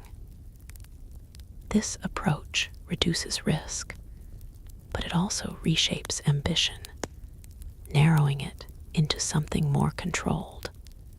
Within the Mycenaean centers, the rulers refine their approach further. They have moved beyond hesitation, beyond even acceptance, into a phase of quiet determination. Their discussions are no longer centered on whether to act, but on how to maintain coherence in the face of continuous change. They consider how their individual decisions contribute to a larger pattern, how their actions align with those of others who are navigating the same reality. This alignment, once fragile and uncertain, has become more stable over time, not because it is enforced, but because it is necessary. Each ruler understands that acting in isolation would weaken their position, while moving in parallel, even without formal agreement, creates a form of strength that is difficult to to replicate. This understanding shapes their choices, guiding them toward consistency rather than divergence. Communication continues to evolve in response to these needs. Messages are shorter, more precise, carrying meaning that extends beyond their immediate content. There is less need for explanation, less room for ambiguity. Each exchange contributes to maintaining alignment, ensuring that the collective movement remains intact even as individual circumstances vary. Far to the east, the city mirrors this progression in its own way. Its leaders have adapted to the ongoing tension, integrating it into their system of control. They no longer treat the Mycenaean movements as isolated incidents, but as part of a sustained interaction that requires continuous attention. Their responses are calibrated with increasing precision, designed to maintain influence without overextending their reach. Yet even as both sides become more adept at navigating this environment, the underlying pressure does not diminish. It grows, not dramatically, not in ways that demand immediate reaction, but steadily, persistently, as the cumulative effect of countless small interactions. This growing pressure begins to reveal itself in moments where the system strains under its own weight. A decision that would once have been simple becomes complicated by overlapping considerations. A response that would have been sufficient before now feels incomplete. These moments do not disrupt the overall pattern, but they expose its limits. For the sailors, these limits are experienced in situations that require quicker decisions, where hesitation carries greater risk. They find themselves relying more on instinct, on the patterns they have internalized, because there is less time to deliberate. This shift does not make their work easier, but it makes it more immediate, more connected to the unfolding reality around them. Traders encounter similar constraints, though expressed through the narrowing of their options. They adapt by becoming more selective, more focused on maintaining stability within their operations. This approach allows them to continue, but it also reinforces the sense that the world they operate in is becoming more confined, more structured by forces beyond their control. For the Mycenaean rulers, the increasing pressure leads to a deeper awareness of the system they are part of. They begin to see it not just as a series of interactions, but as a structure that is shaping their decisions as much as they are shaping it. This awareness does not grant them control, but it provides clarity, a recognition of the dynamics at play, even if those dynamics cannot be fully directed. The Eastern city reaches a similar level of understanding.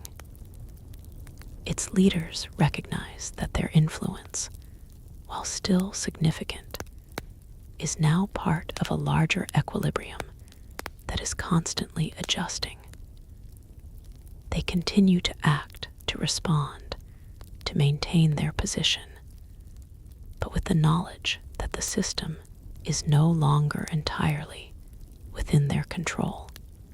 And so, both sides continue within this shared structure, a structure defined by movement, by response, by the accumulation of actions that reinforce and reshape one another over time.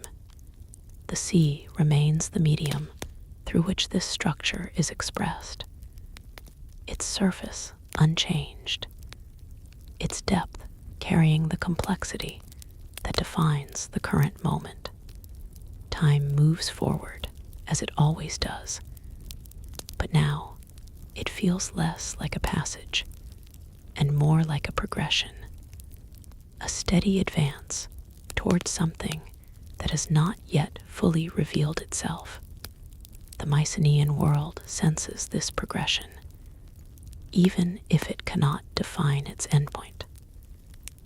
There is an understanding that the current state cannot persist indefinitely, that the pressure will eventually lead to a shift, a moment where the balance that has been maintained through constant adjustment will give way to something more decisive. Yet even with this understanding, they do not rush. They continue as they have learned to continue, deliberately, attentively, aligned in purpose, even without formal unity, because they know that whatever comes next will not erase what has been built. It will emerge from it, from the patterns, the decisions, the quiet movements that have carried them to this point. And when that emergence finally takes shape, it will not feel like a beginning. It will feel like a continuation, a natural extension of everything that has already been set in motion. The quiet war, now fully present, moving steadily toward its next form, one that will be harder to contain, harder to navigate, and impossible to ignore as the situation continues to deepen into this sustained state of inevitability. Something even more subtle begins to shift the perception of time itself. What once felt like a series of distinct phases now feels like a continuous flow, where beginnings and endings are no longer clearly separated. The Mycenaean world, once able to identify moments of change with relative clarity, now finds those moments dissolving into one another. Each development seems less like an event and more like a continuation of what came before, as if the entire structure of reality has adjusted to accommodate ongoing tension as its default condition. In the ports, this change is reflected in the way people no longer mark transitions with the same sense of finality. A ship leaving is no longer an isolated departure. It is part of a chain of movements that extend backward and forward without clear boundaries. Arrivals are received with acknowledgement rather than relief, departures with preparation rather than concern. The rhythm of activity remains steady, but the emotional weight attached to each action has shifted, becoming more uniform, more consistent, less defined by extremes. Sailors experience this altered sense of time in a deeply practical way. Journeys that once felt like separate undertakings now blend into one another through memory and expectation. They no longer think in terms of individual voyages, but in patterns of movement that stretch across weeks and months. Each trip informs the next, not as a lesson learned, but as part of an ongoing adaptation to conditions that never fully stabilize. This continuity changes how they perceive the sea itself, not as a space they cross repeatedly, but as a single, extended environment they remain within. Among traders, this perception creates a similar but distinct adjustment. Their decisions become increasingly forward-looking, shaped less by immediate opportunity and more by anticipated continuity. They begin to operate with the assumption that current conditions will persist in modified forms, that disruptions will not resolve but evolve. This leads to a more cautious form of engagement, where flexibility is valued above advantage and sustainability is prioritized over expansion. It is not a retreat, but a recalibration. In the Mycenaean centers, rulers now operate almost entirely within this continuous framework. Their strategies are no longer based on discrete actions, but on maintaining alignment across an extended process. They consider not just the immediate effects of their decisions, but how those decisions will integrate into an ongoing structure that has no clear endpoint. This requires a different kind of thinking, less reactive, more adaptive, focused on coherence rather than resolution. Communication reflects this shift in its most refined form yet. Messages are no longer just tools for coordination. They are mechanisms for sustaining continuity. Each exchange reinforces the connection between centers, ensuring that despite the absence of formal structure, the system remains intact. Over time, this creates a form of cohesion that is not imposed, but maintained through constant interaction. It is fragile in theory, yet remarkably resilient in practice. Far to the east, the city continues to operate within the same evolving framework, though from a different position within it. Its leaders recognize that their influence is no longer exerted in isolated moments, but through sustained engagement. They adjust their methods accordingly, focusing on maintaining presence rather than asserting dominance in any single instance. This approach allows them to remain effective within the shifting dynamics, but it also requires constant attention, constant recalibration. What becomes increasingly clear on both sides is that the interaction between them is no longer episodic. It is continuous. Each action is part of an ongoing exchange that does not pause, even when no visible movement occurs. Silence itself becomes meaningful, interpreted not as absence, but as potential. A pause in activity is no longer neutral. It is examined, considered, and often responded to in anticipation of what might follow. This constant interpretation creates a mental environment that mirrors the physical one. Just as the sea is always present beneath every journey, the tension between the Mycenaean world and the eastern city is always present beneath every decision. It does not need to be acknowledged to exist. It simply shapes the conditions under which everything else takes place. For the sailors, this manifests as an unbroken attentiveness. Even in moments of apparent calm, there is an awareness that conditions may shift without warning.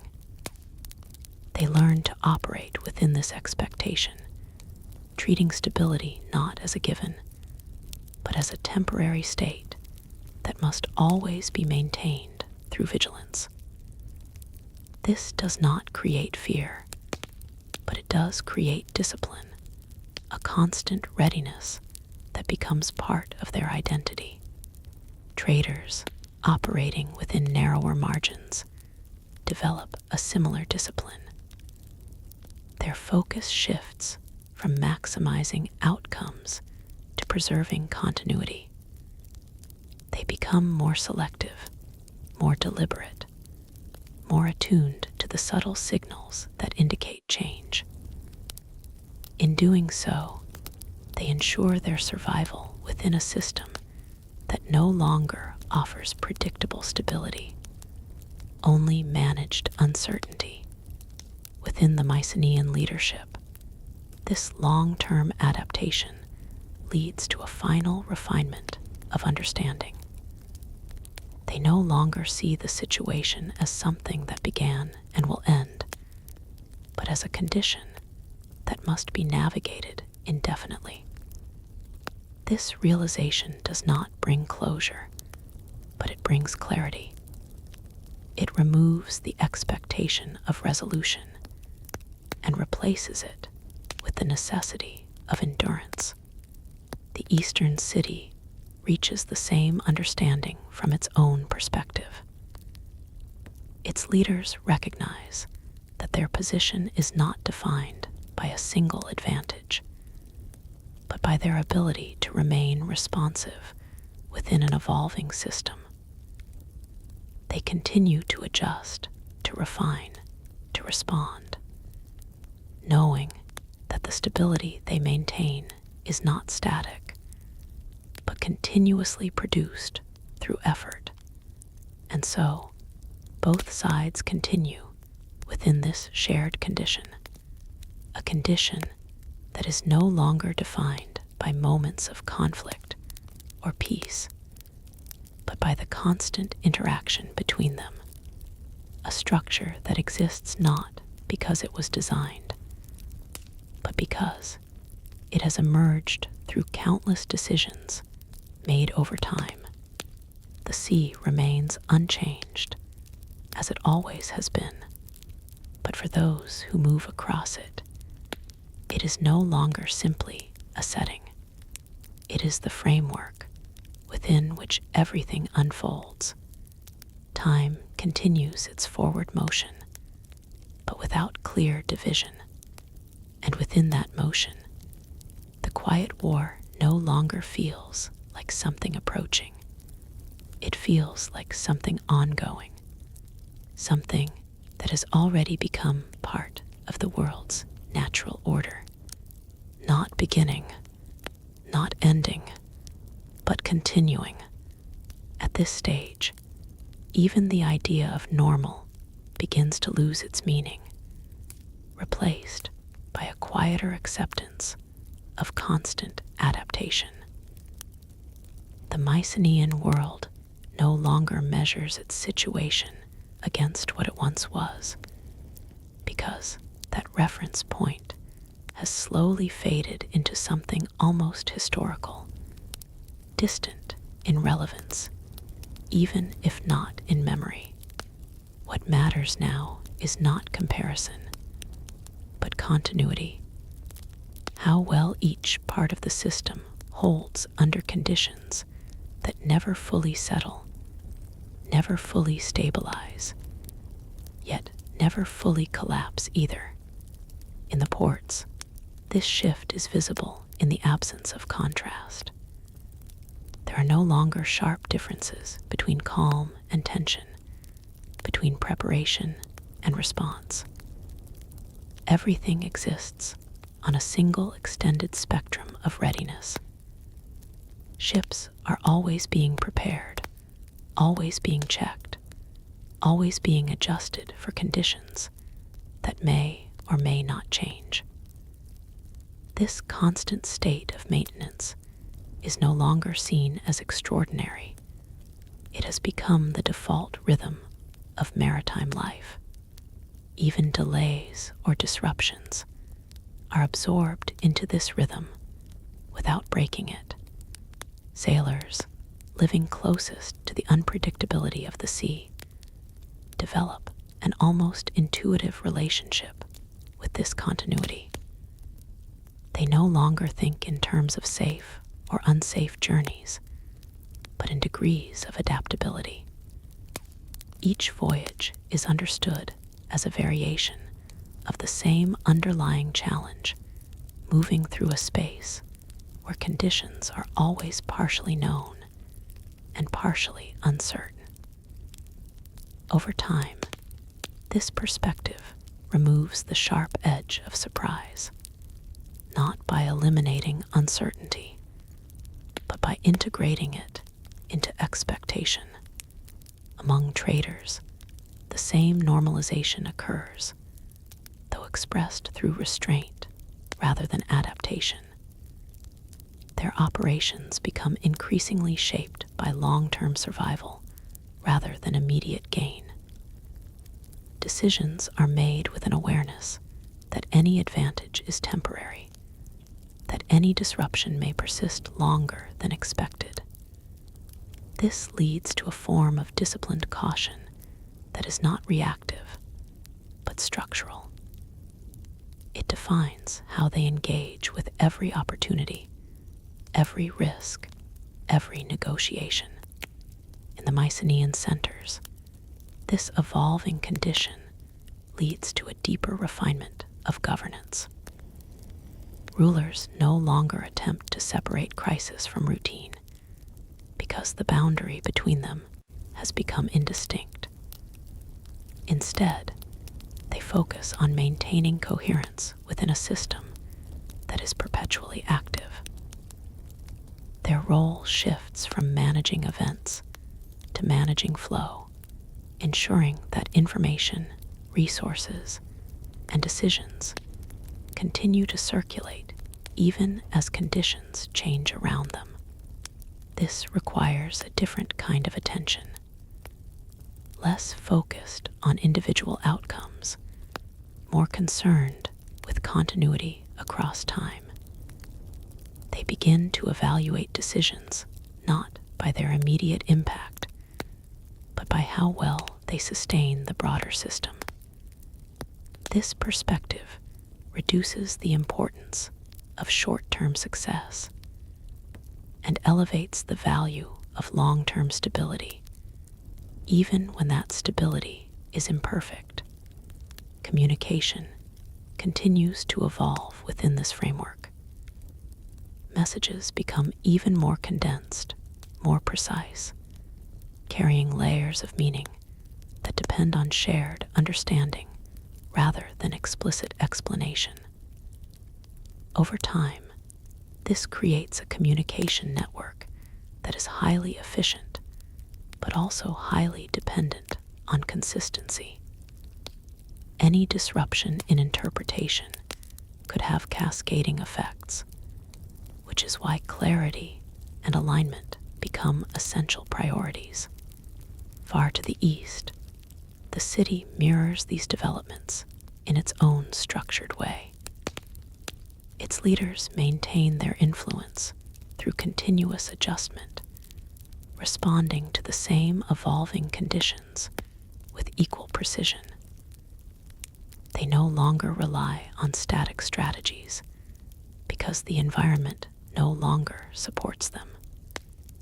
Instead, they operate within a dynamic framework where every action must be evaluated in relation to ongoing changes. This mutual adaptation on both sides creates a stable instability, a condition where nothing remains fixed, yet nothing collapses entirely. Each side responds to the other with increasing awareness, shaping their actions not just based on internal needs, but on the anticipated reactions of the other. This creates a system of continuous feedback, where every movement influences the next. For the sailors, this system becomes the backdrop of all experience. They navigate not just the physical sea, but the evolving expectations that come with it. Every journey reinforces the understanding that conditions are always in motion, even when they appear still. This awareness becomes embedded in their practice, guiding how they prepare, how they respond, how they interpret what they encounter. Traders operate within a similar but more constrained version of this reality. Their focus narrows further towards sustainability, ensuring that each action contributes to maintaining their position within an environment that offers limited certainty. They become skilled not only in exchange, but in anticipation, reading subtle changes, and adjusting before those changes fully manifest. Within the Mycenaean leadership, this long process of adaptation leads to a final, quiet realization. There is no longer a clear distinction between strategy and response. Every decision is both. Every action is both preparation and reaction. The system they are part of has become self-reinforcing, shaped equally by intention and consequence. The Eastern city arrives at the same understanding from its own position within the structure. Its influence is no longer defined by isolated acts of control, but by sustained participation in an ongoing equilibrium. Maintaining that equilibrium requires constant engagement, constant awareness, constant refinement. And so, both sides continue to exist within this shared condition, a condition that is no longer defined by beginnings or endings, but by continuity itself. The sea remains unchanged in form, but transformed in meaning.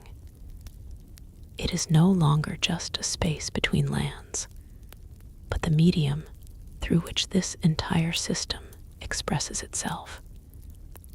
Every movement across it is part of a larger pattern that no single actor fully controls, yet all must navigate. Time continues forward, but without clear segmentation. Each moment blends into the next, forming a continuous progression that resists division. And within that progression, the quiet war that once seemed like an approaching event has fully dissolved into structure. Not something that will begin, not something that will end, but something that continues to exist as long as the conditions that created it remain in motion. At this point, the world no longer feels like it is moving toward a conclusion, but rather circulating within a structure that sustains itself through repetition. The Mycenaean civilization, once defined by its fragmented decisions and cautious hesitation, now operates within a rhythm that no longer allows for true stillness. Every action feeds into another. Every response shapes the next. And in this continuous cycle, the idea of an ending begins to lose relevance. What remains is motion, structured, deliberate, and endlessly self-adjusting. In the ports, this reality is expressed through a calm that is no longer temporary, but institutional. Activity is steady not because conditions are stable, but because instability has been normalized.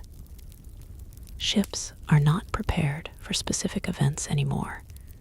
They are prepared for variation itself. Crews understand that every departure carries multiple possibilities, none of which can be fully predicted in advance. This understanding removes surprise, but it also removes certainty, replacing both with a disciplined awareness of constant change. Sailors live within this awareness so completely that it becomes invisible to them. They no longer identify moments of tension as separate from ordinary movement because the distinction has faded. A shift in wind direction, a delay in a harbor, an unexpected encounter at sea. These are all variations of the same underlying condition. Their responses are no longer reactive, but conditioned. They adjust without hesitation, not because they anticipate everything, but because they accept that anything can become relevant at any time. Among traders, this normalization takes on a more structured form. Their decisions are now governed by continuity rather than opportunity. The idea of a single advantageous moment has been replaced by a broader understanding of sustained positioning. They operate within narrower margins, but with greater consistency. Risk is not eliminated. It is distributed across time, managed through repetition and careful adjustment rather than avoidance or confrontation. In the Mycenaean centers, governance reflects this same transformation. Rulers no longer treat change as something to be managed in response to disruption. Instead, they integrate it into the foundation of their decision-making. Policy becomes less about reacting to events and more about maintaining alignment within an environment that is permanently active. This shift reduces the distinction between crisis and routine, folding both into a single continuous process. Communication systems adapt further to support this structure. Messages are no longer designed to inform isolated decisions, but to sustain ongoing coherence. Each exchange reinforces a shared understanding that does not require constant explanation. Over time, this creates a network of coordination that functions without visible effort, maintained through repetition, familiarity, and mutual recognition of patterns that no longer need to be stated explicitly.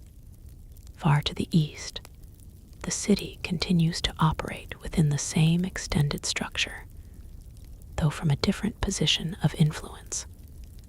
Its leaders have refined their methods to match the persistence of the system they are engaged with. Control is no longer exerted through isolated acts, but through continuous presence.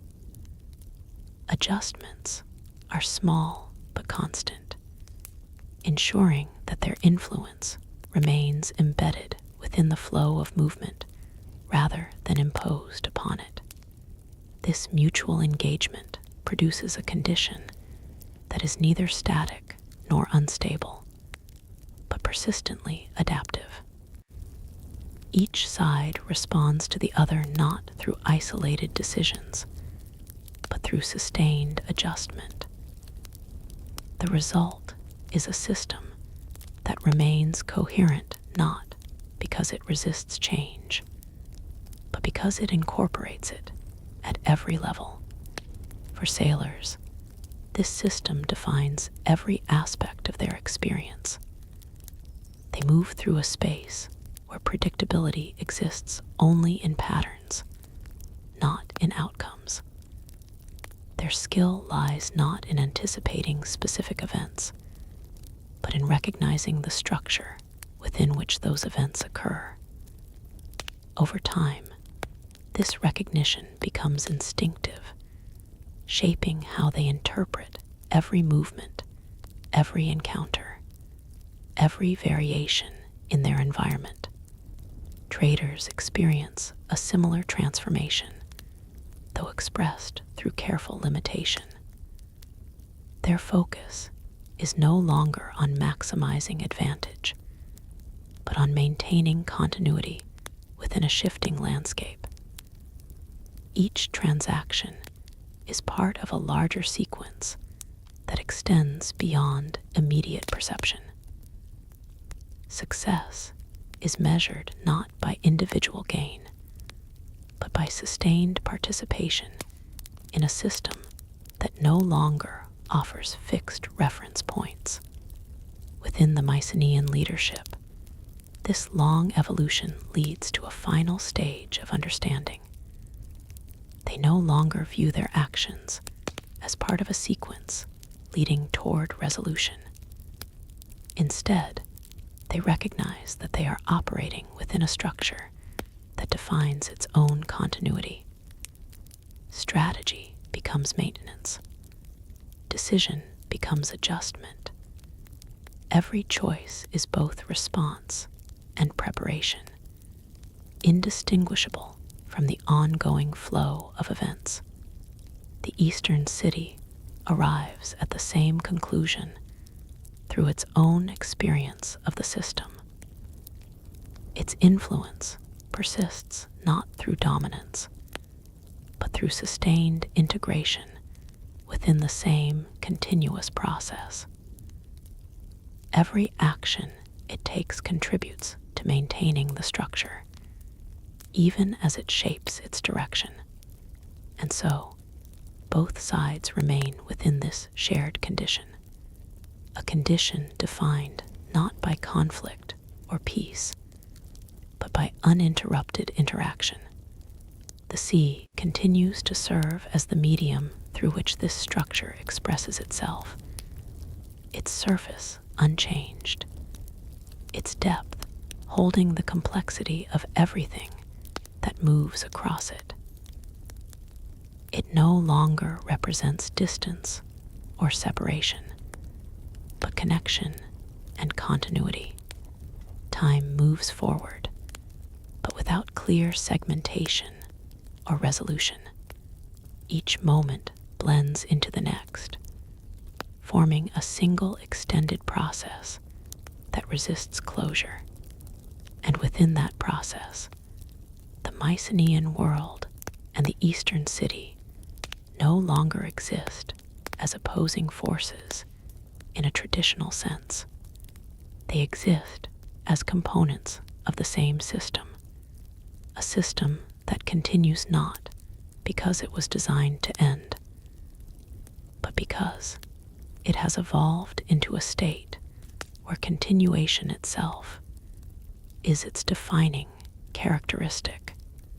The quiet war, once thought of as something emerging from tension, is now fully absorbed into structure.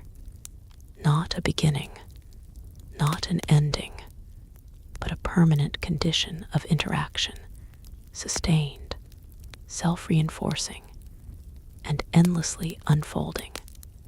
At this stage of the unfolding continuum, even the idea of change begins to lose its sharpness, dissolving into something more fluid and less defined. The Mycenaean world no longer experiences shifts as interruptions, but as adjustments within an already active system. Nothing truly starts, nothing truly stops. Instead, everything transforms gradually, as if the entire structure of existence has agreed to operate through constant refinement rather than disruption. This creates a strange stability, one that does not depend on stillness, but on uninterrupted motion. In the ports, this condition manifests as an almost mechanical consistency in daily life. There is no longer a sense of anticipation before departures or relief after arrivals.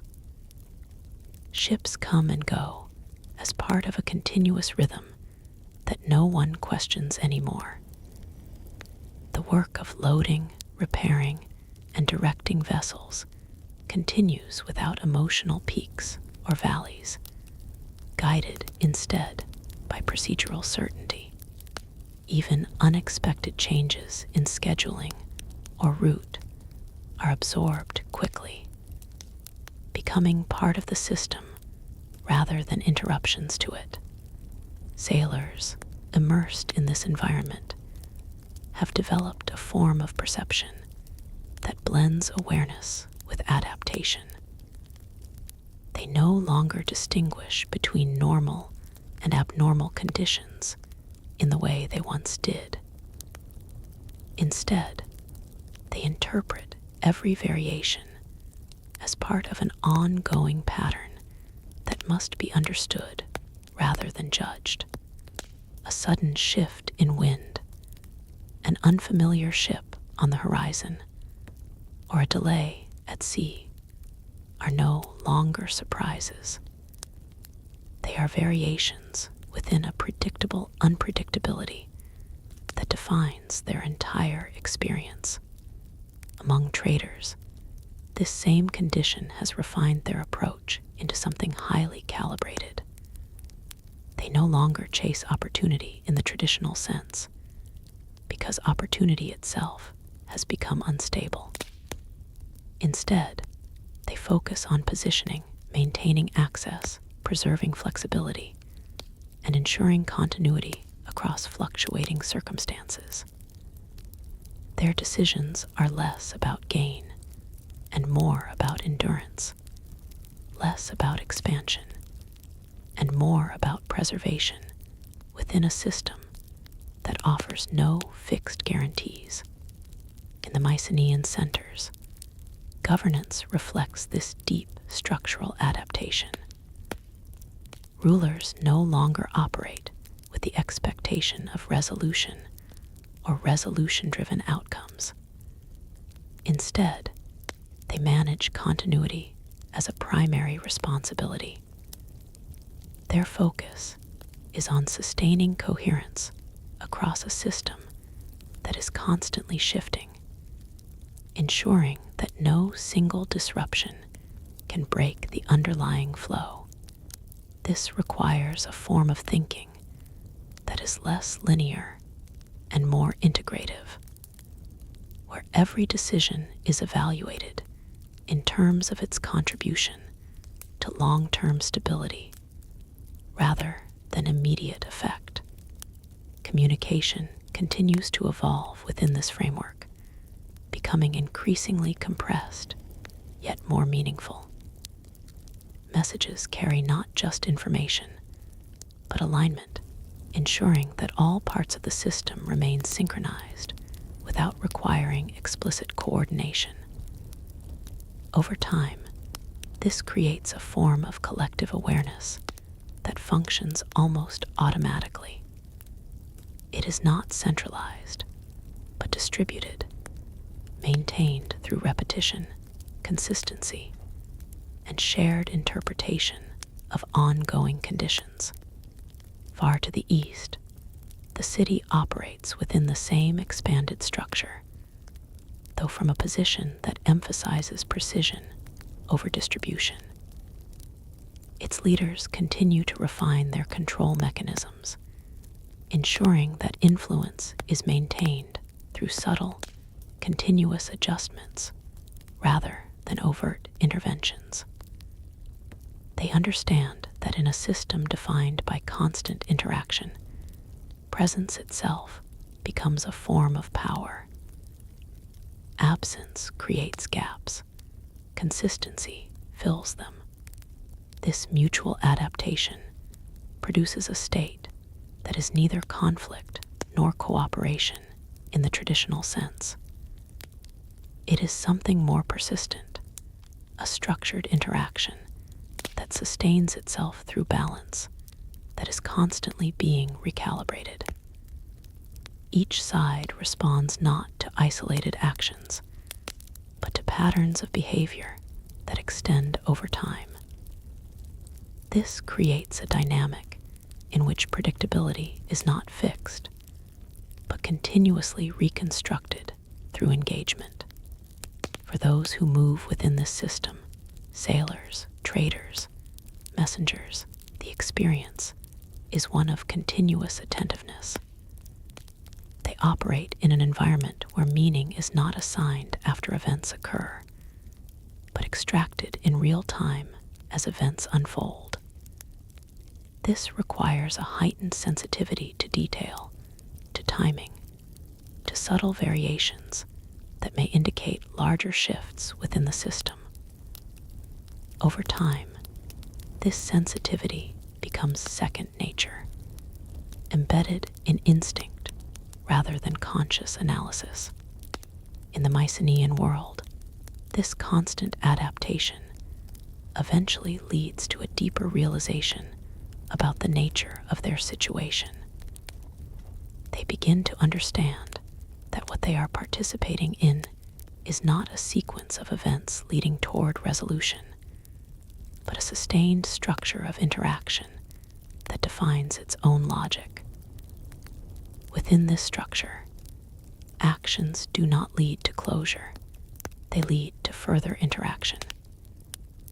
Outcomes do not conclude processes, they extend them. The Eastern city reaches the same understanding through its own sustained engagement. Its influence is no longer exerted in discrete moments, but through continuous participation in the same system of movement and response. Its strategies evolve accordingly, focusing not on decisive outcomes, but on maintaining position within an ever-adjusting equilibrium. And so, both sides continue within this shared architecture of interaction, a structure that no longer behaves like a path leading somewhere, but like a field that sustains everything within it.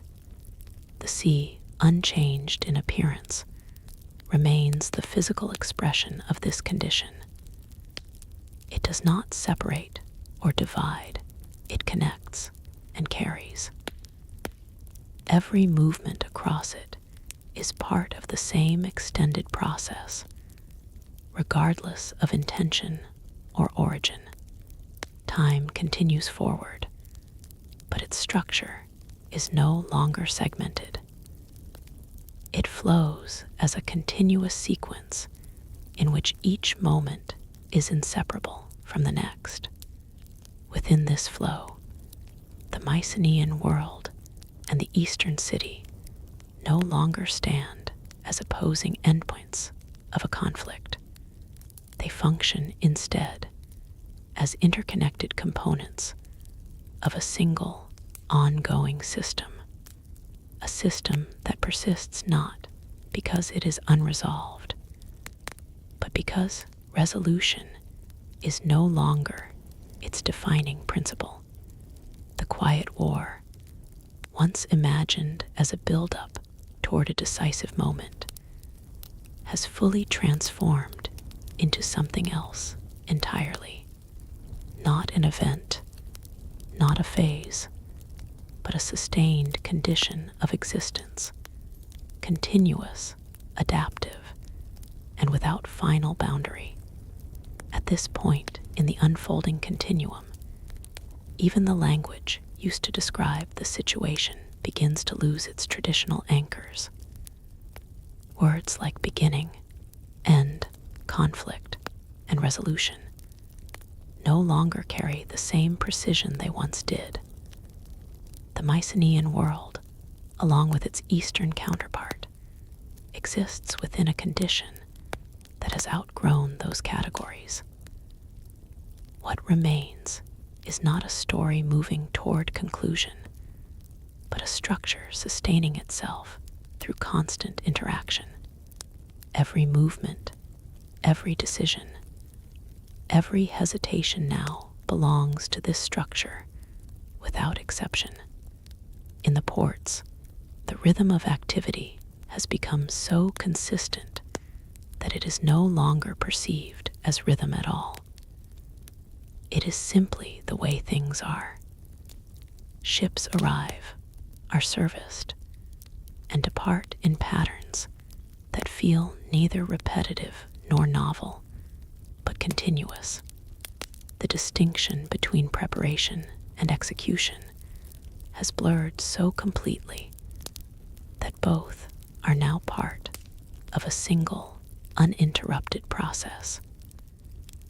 Even the idea of waiting has changed. It is no longer a pause between events, but an active state within ongoing motion. Sailors operate entirely within this redefined reality.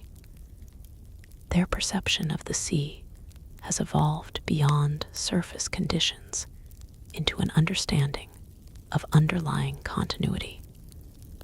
They no longer think in terms of individual voyages, but in terms of persistent engagement with a shifting environment.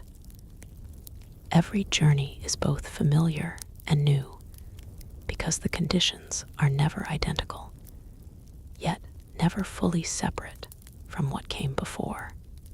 This creates a form of awareness that is neither expectation nor surprise, but sustained attentiveness.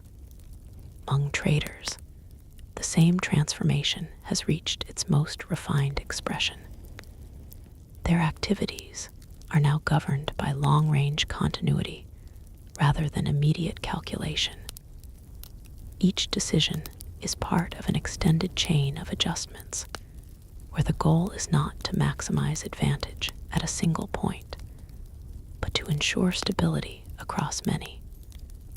They no longer seek certainty in outcomes, because outcomes themselves are no longer fixed points. Instead, they seek resilience within a system that is always in motion. In the Mycenaean centers, governance has fully adapted to this condition. Rulers no longer operate as decision makers in the traditional sense, but as maintainers of coherence within an ongoing structure. Their responsibility is not to resolve tension, but to ensure that tension remains functional rather than destructive. This requires constant recalibration, a continuous balancing of forces that never settle into final form. Every action is evaluated not for its immediate effect, but for its contribution to systemic continuity. Communication within this system has become almost entirely implicit. Messages are shorter than ever, yet more densely meaningful. Entire shifts in understanding can be conveyed through minimal adjustment in phrasing, because all participants share a deep, accumulated awareness of the underlying structure.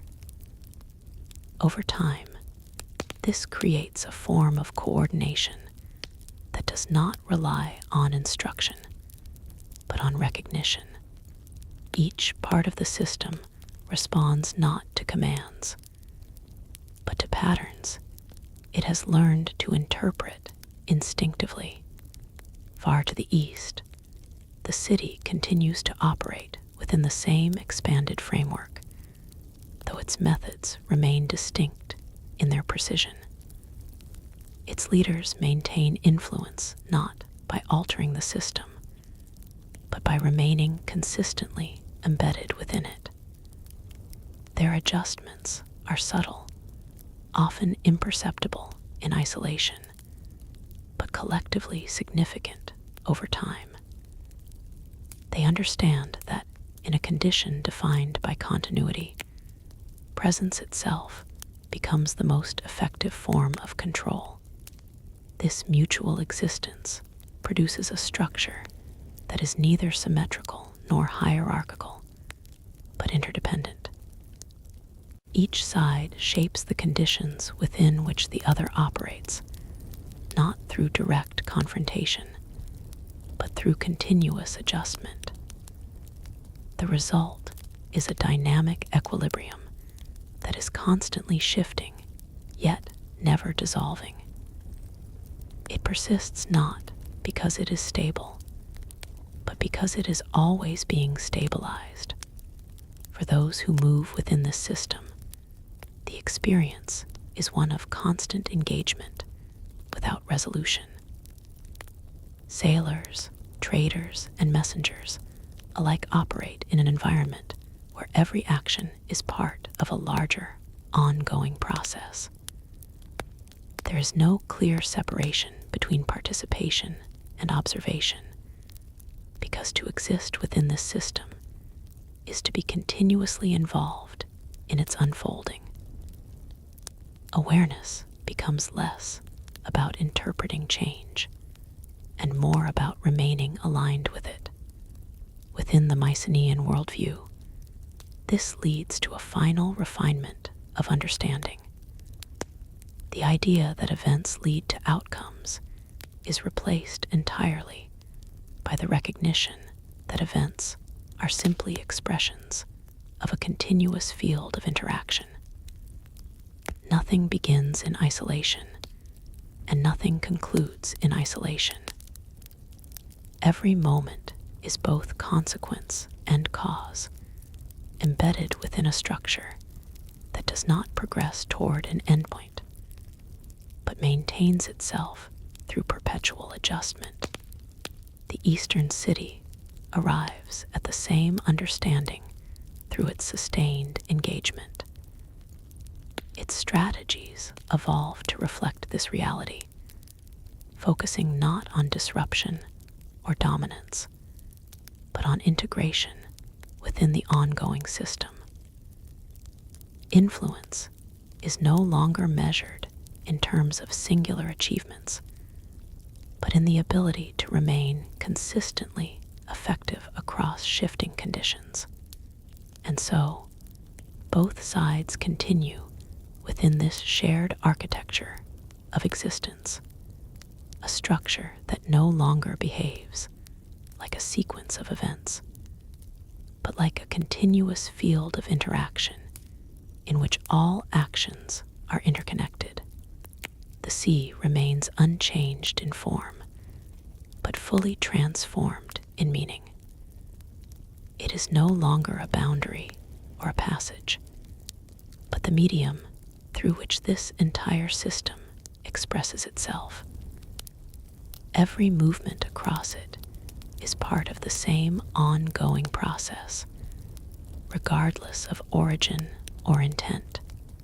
Time continues forward, but no longer as a series of distinct moments. It flows as a single, unbroken continuum in which each state emerges from the previous without separation. Within this continuum, the Mycenaean world and the Eastern city no longer appear as opposing forces moving toward confrontation. They exist instead as permanent participants within the same system, a system that persists not because it is unresolved, but because resolution is no longer its function. The quiet war, once thought to be approaching its defining moment, has fully dissolved into structure itself, not an event that will end, not a conflict that will conclude, but a condition that continues without boundary, without finality, and without pause, sustained entirely by the world that now exists within it. At this stage of the continuum, even the sense of direction begins to dissolve, replaced by an awareness of constant internal adjustment. The Mycenaean world no longer moves toward anything in a linear sense. Instead, it reorganizes itself continuously in response to conditions that are always already shifting. What once would have been called progress now feels like recalibration, a steady rebalancing of forces that never settle into final form. The idea of arrival has lost its meaning, because every point reached immediately becomes part of a new process. In the ports, this condition is visible in the way operations no longer have clear beginnings or endings. A ship is not prepared, launched, and completed in separate phases anymore. It exists within a continuous cycle of readiness, movement, and adjustment. Even when vessels are anchored, they are still considered part of the active system, subject to inspection, maintenance, and strategic positioning. Nothing is truly idle, because inactivity itself has become a form of participation in the larger structure. Sailors, who once defined their lives through discrete voyages, now perceive their experience as an unbroken extension of engagement with the sea. They no longer think in terms of departure and return as separate events, but as points along a continuous path of movement that never fully resets. Each journey blends into the next through memory, expectation, and ongoing adaptation. The sea is no longer something they cross. It is something they remain within, regardless of physical position. Among traders, this same transformation has reached its most refined expression in practice. Their decisions are now governed entirely by sustained conditions rather than isolated opportunities. Every exchange is understood as part of a longer sequence that cannot be separated into individual gains or losses without losing its meaning. As a result, their focus has shifted almost entirely toward maintaining continuity, ensuring that their position remains viable across an environment that is constantly evolving. In the Mycenaean centers, governance reflects this structural reality with increasing precision. Rulers no longer distinguish between planning and execution in the way they once did. Instead, both are part of a single ongoing function, maintaining coherence within a system that is perpetually active.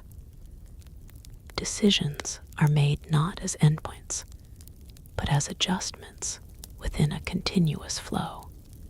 This requires a constant awareness that no action exists in isolation, and that every choice immediately becomes part of a larger unfolding process. Communication systems have adapted fully to this condition. Messages are no longer designed to initiate or conclude actions, but to sustain alignment across the entire structure. Information flows in a way that reinforces continuity rather than signaling change. Over time, this creates a network that operates less like a series of exchanges and more like a shared field of awareness, where understanding is maintained through repetition and consistency rather than explanation.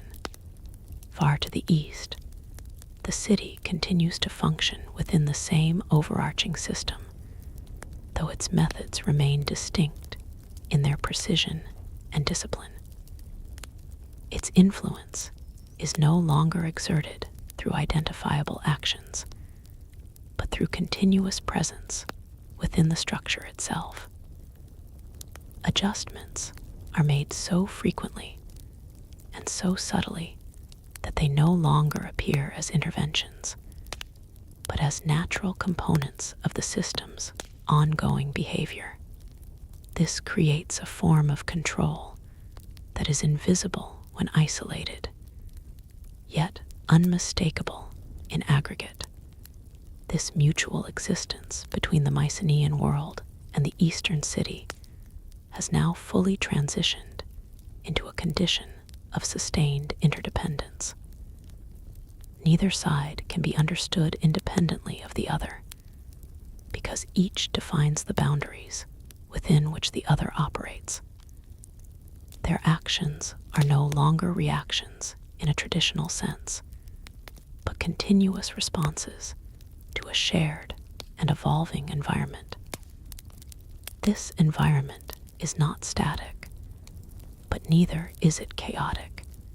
It is structured through constant interaction. For those living within this system, sailors, traders, messengers, and rulers alike, the experience is one of perpetual engagement. There is no clear separation between action and observation, because participation itself has become the defining condition of existence. Every movement, every decision, every hesitation contributes to the ongoing shape of the system. Awareness is no longer about predicting change, but about remaining aligned with it as it unfolds. Within the Mycenaean understanding, this leads to a final and complete realization. There is no external structure to the system they are part of. The system is not something they navigate from the outside. It is something they exist within and simultaneously help to generate. Every action reinforces its continuity, and every response sustains its form. There is no position outside of it from which it can be fully observed or concluded. The Eastern city arrives at the same conclusion through its own sustained participation. Its strategies evolve to reflect this understanding, focusing entirely on maintaining effective integration within the system, rather than attempting to define or control it from any fixed position. Influence becomes a matter of alignment, of remaining consistently responsive to the continuous flow of interaction that defines the structure itself. And so, both sides persist within this shared condition of ongoing existence, a condition that no longer behaves like a narrative with a beginning and end, but like a continuous field in which all actions are interconnected and self-sustaining. The sea remains unchanged in appearance, yet completely transformed in meaning. It is no longer a boundary between worlds, but the medium through which the entire system expresses its continuous state of being. Every movement across it is part of the same unbroken process, regardless of intention or origin. Time continues, but without segmentation or closure. It flows as a single, continuous presence in which each moment arises from the previous without separation and dissolves into the next without conclusion. Within this flow, the Mycenaean world and the Eastern city no longer exist as opposing forces within a conflict. They exist as permanent components of a unified, ongoing structure, a structure that persists not because it is unresolved, but because resolution is no longer its defining principle. The quiet war, once imagined as a sequence leading toward an endpoint, has fully transformed into the underlying condition of the world itself. Not an event that will end, not a conflict that will conclude, but a continuous state of interaction, endless, adaptive, and without final boundary, sustained entirely by the system that now contains everything within it. At At this final layer of the unfolding continuum, even the idea of structure begins to shift into something less defined, more like an ongoing process that continuously generates its own form. The Mycenaean world no longer perceives itself as operating within a system. It has become inseparable from it. There is no outside vantage point, no external reference, only participation that constantly reshapes what participation means. Every action, every decision, every pause exists as part of an unbroken movement that has no clear origin and no discernible endpoint. In the ports, this understanding is no longer theoretical. It is lived without reflection. Ships are not prepared for departure. They exist in a permanent state of readiness that flows into movement whenever conditions allow. Even when anchored, they are not inactive because maintenance, adjustment, and positioning continue without interruption. The harbor itself feels less like a place of arrival or departure, and more like a living mechanism, always in motion, even when nothing appears to be happening on the surface. Sailors operate entirely within this continuous awareness. Their perception of the sea has transformed into something that cannot be separated into individual experiences. Each voyage is not an event, but a segment of ongoing existence, blending seamlessly into the next without clear transition. They no longer think in terms of journeys or destinations. Instead, they think in terms of alignment, how well their movement fits within the larger, ever-shifting pattern that defines their world. Among traders, this condition has refined their approach into pure continuity management. There is no longer a distinction between opportunity and environment, because both are expressions of the same ongoing system. Every exchange is simply a momentary configuration within a broader flow that never stabilizes. Their decisions are shaped by an understanding that nothing is final, nothing is isolated, and nothing exists outside the chain of continuous interaction. In the Mycenaean centers, governance has fully dissolved the boundary between strategy and existence. Rulers no longer make decisions as separate acts. They participate in a continuous process of adjustment that maintains coherence across the entire system. The idea of leadership is no longer about direction in a fixed sense, but about sustaining alignment within a constantly evolving field. Every action is simultaneously response and initiation, indistinguishable from the ongoing flow it is part of. Communication has reached its most compressed and efficient form. Messages no longer carry standalone meaning.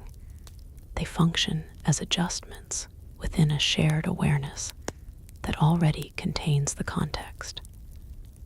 Understanding is not transmitted. It is continuously updated. This creates a state in which coordination happens without visible effort, not because it is simplified, but because it has become fully integrated into the structure of perception itself. Far to the east, the city exists within the same condition, though expressed through a different emphasis.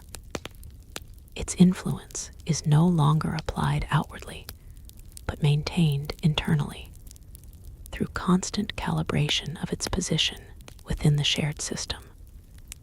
There is no need for visible assertion, because presence itself has become sufficient.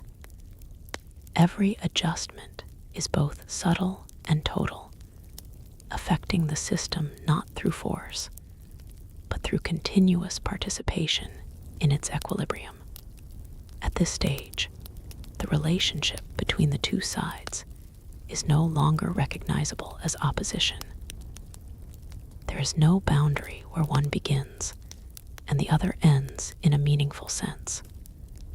Instead, there is only interaction, endless, recursive, self-sustaining interaction that defines the condition of both simultaneously. Each side is not reacting to the other as an external force, but co-creating the conditions in which both exist. For those living within this system, sailors, traders, messengers, and rulers, the experience is no longer one of adaptation. It is one of integration.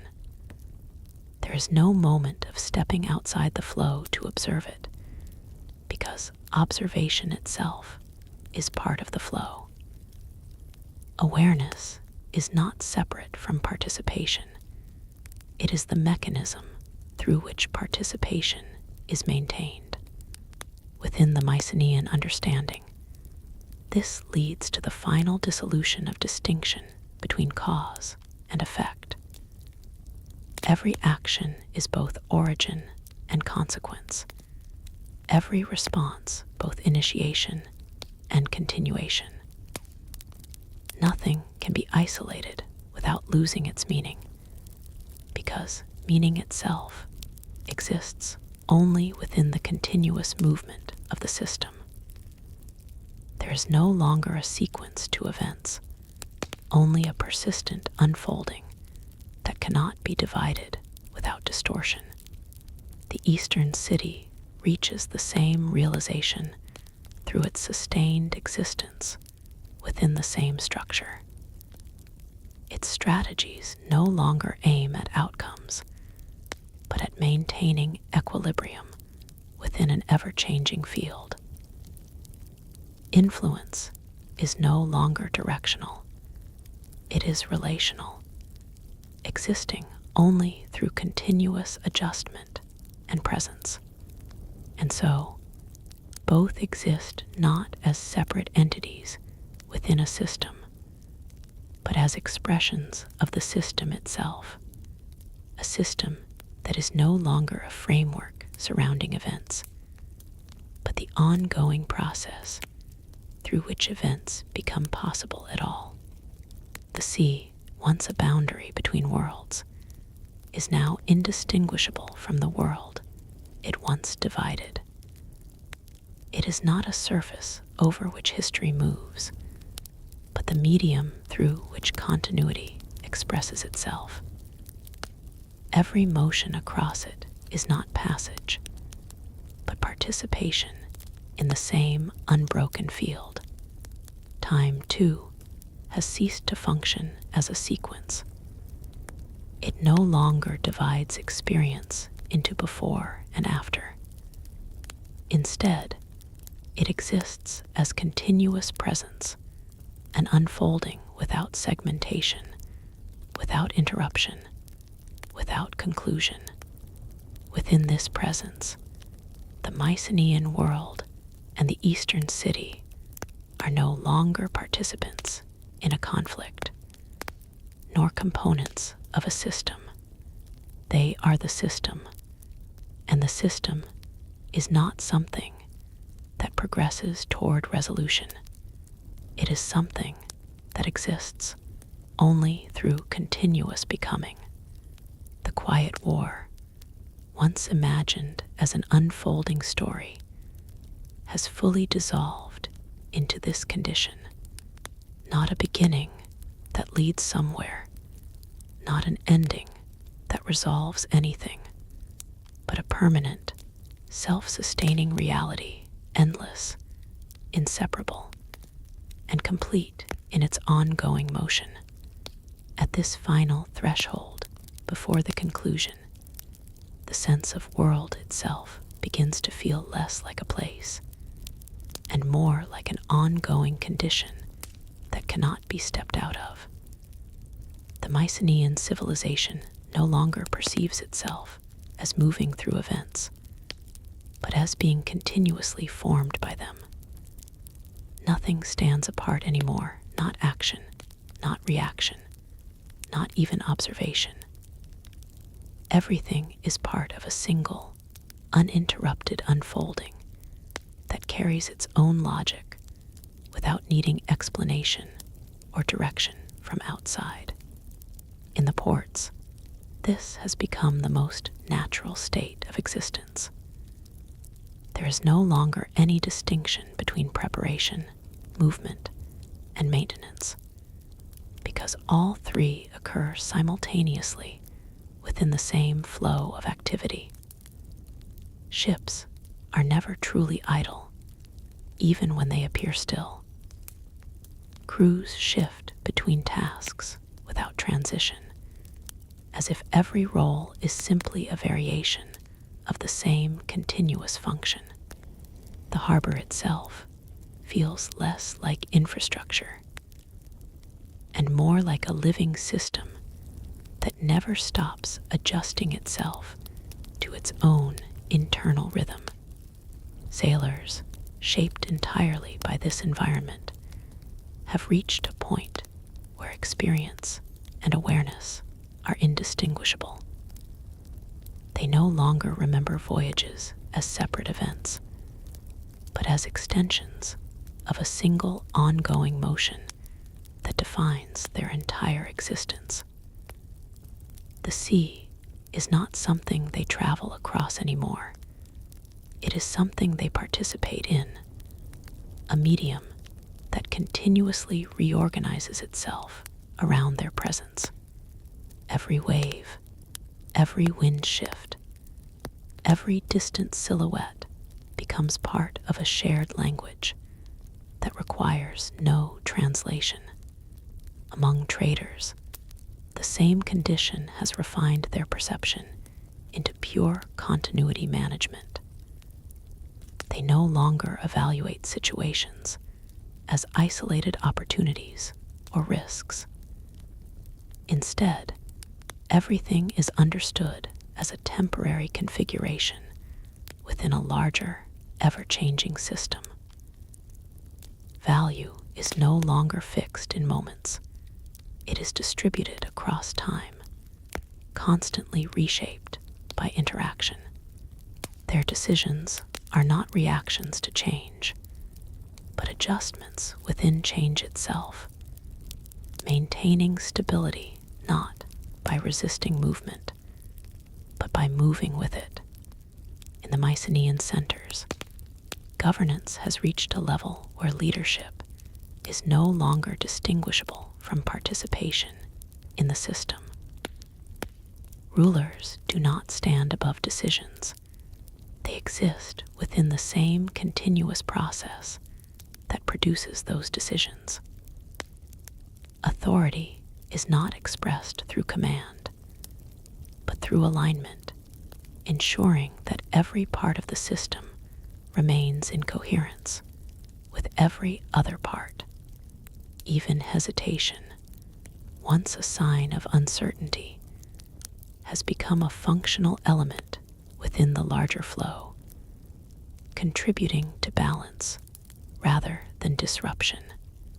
Communication, too, has evolved into something almost unrecognizable from its earlier form. Messages no longer carry standalone meaning, because meaning itself is no longer contained within individual exchanges. Instead, communication functions as continuous adjustment, tiny shifts that maintain alignment across the entire structure. Understanding is no longer transmitted, it is maintained. Each exchange reinforces a shared awareness that exists before and beyond any single message. Far to the east, the city continues to exist within the same expanded condition, though its expression remains distinct in its precision. Its influence is no longer applied as force or directive, but as continuous presence within the system's unfolding dynamics. Adjustments are so subtle and constant that they no longer register as interventions. Instead, they blend seamlessly into the overall flow, shaping outcomes without appearing to cause them. At this stage, the relationship between both sides can no longer be described in terms of opposition or even interaction in a traditional sense. There is no longer a clear boundary where one begins and the other ends. Instead, there is only a shared field of continuous adjustment in which every movement is simultaneously internal and external, individual and collective, cause and consequence. For those who exist within this field, sailors, traders, messengers, and rulers alike, the experience is no longer one of participation in a system, but of being expressions of it. There is no step outside it, no moment of separation from it, because separation itself has ceased to be meaningful. Awareness is not directed toward the system.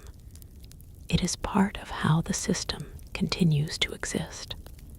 Within the Mycenaean understanding, this leads to a final refinement, the realization that nothing is ever truly completed, because completion would imply an ending point outside the process itself. Instead, everything exists as continuous becoming, each moment emerging from the previous one without rupture, and dissolving into the next without closure.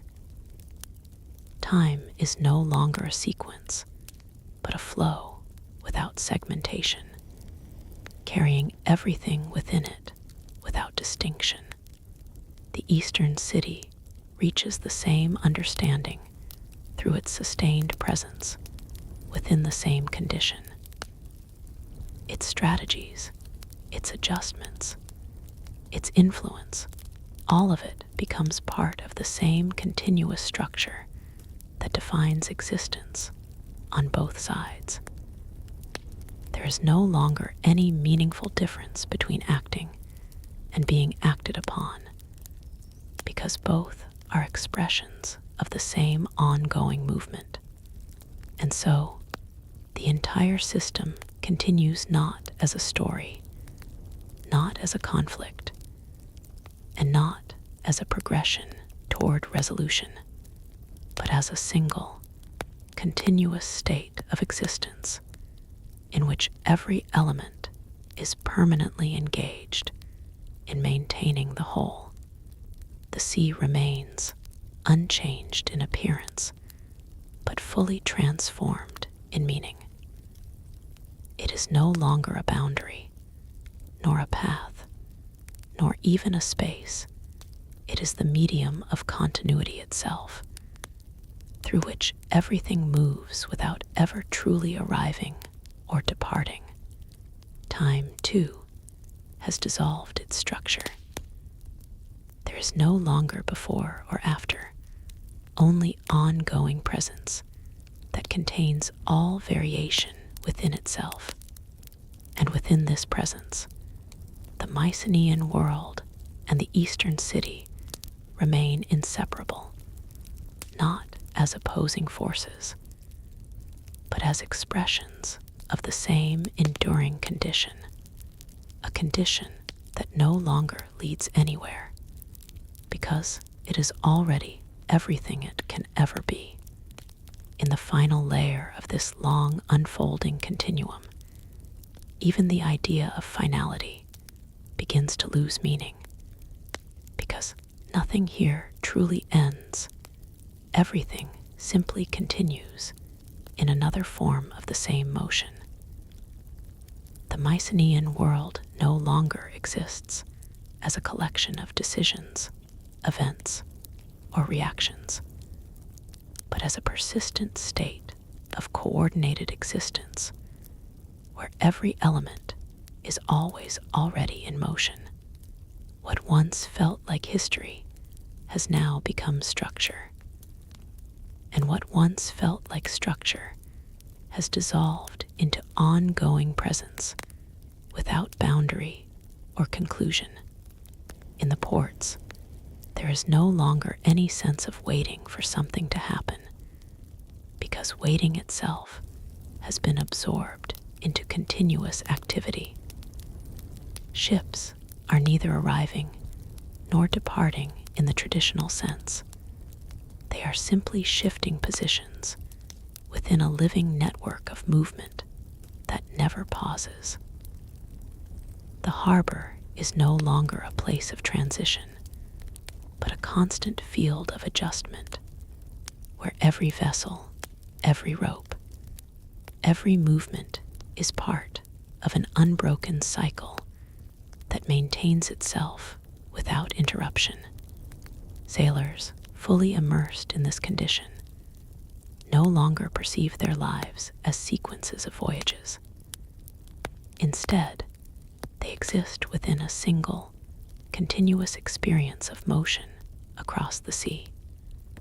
The distinction between past journeys and present ones has dissolved, replaced by a unified awareness of ongoing engagement with a constantly shifting environment.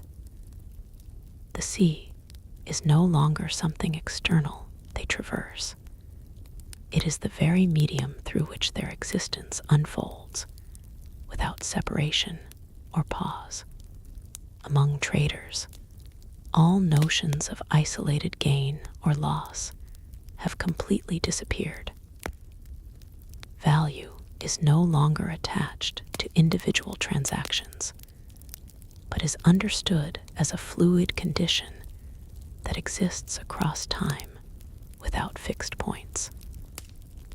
Every exchange is part of a larger continuity that cannot be divided without losing its meaning.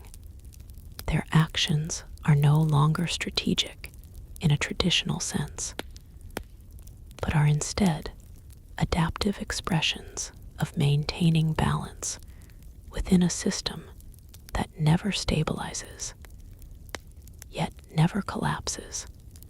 In the Mycenaean centers, governance has fully transformed into continuous maintenance of coherence. Rulers no longer make decisions as discrete acts. Instead, they participate in an ongoing process where decision-making itself is indistinguishable from the system it serves. Authority exists not as command, but as alignment, ensuring that every component remains in fluid synchronization with every other component. Even what was once considered hesitation or delay has become part of the system's natural rhythm of adjustment. Communication has reached its ultimate form of integration, where meaning is no longer carried by individual messages, but sustained through uninterrupted flow. Understanding exists before expression and continues after it, never confined to a single point of exchange. Messages function not as transmissions of information, but as subtle adjustments within a shared field of awareness that is always active, always updating, and never complete. Far to the east, the city continues to exist within the same overarching condition, though its presence is expressed through equally continuous precision. Influence is no longer something applied at specific moments. It is an ongoing participation in the structure itself.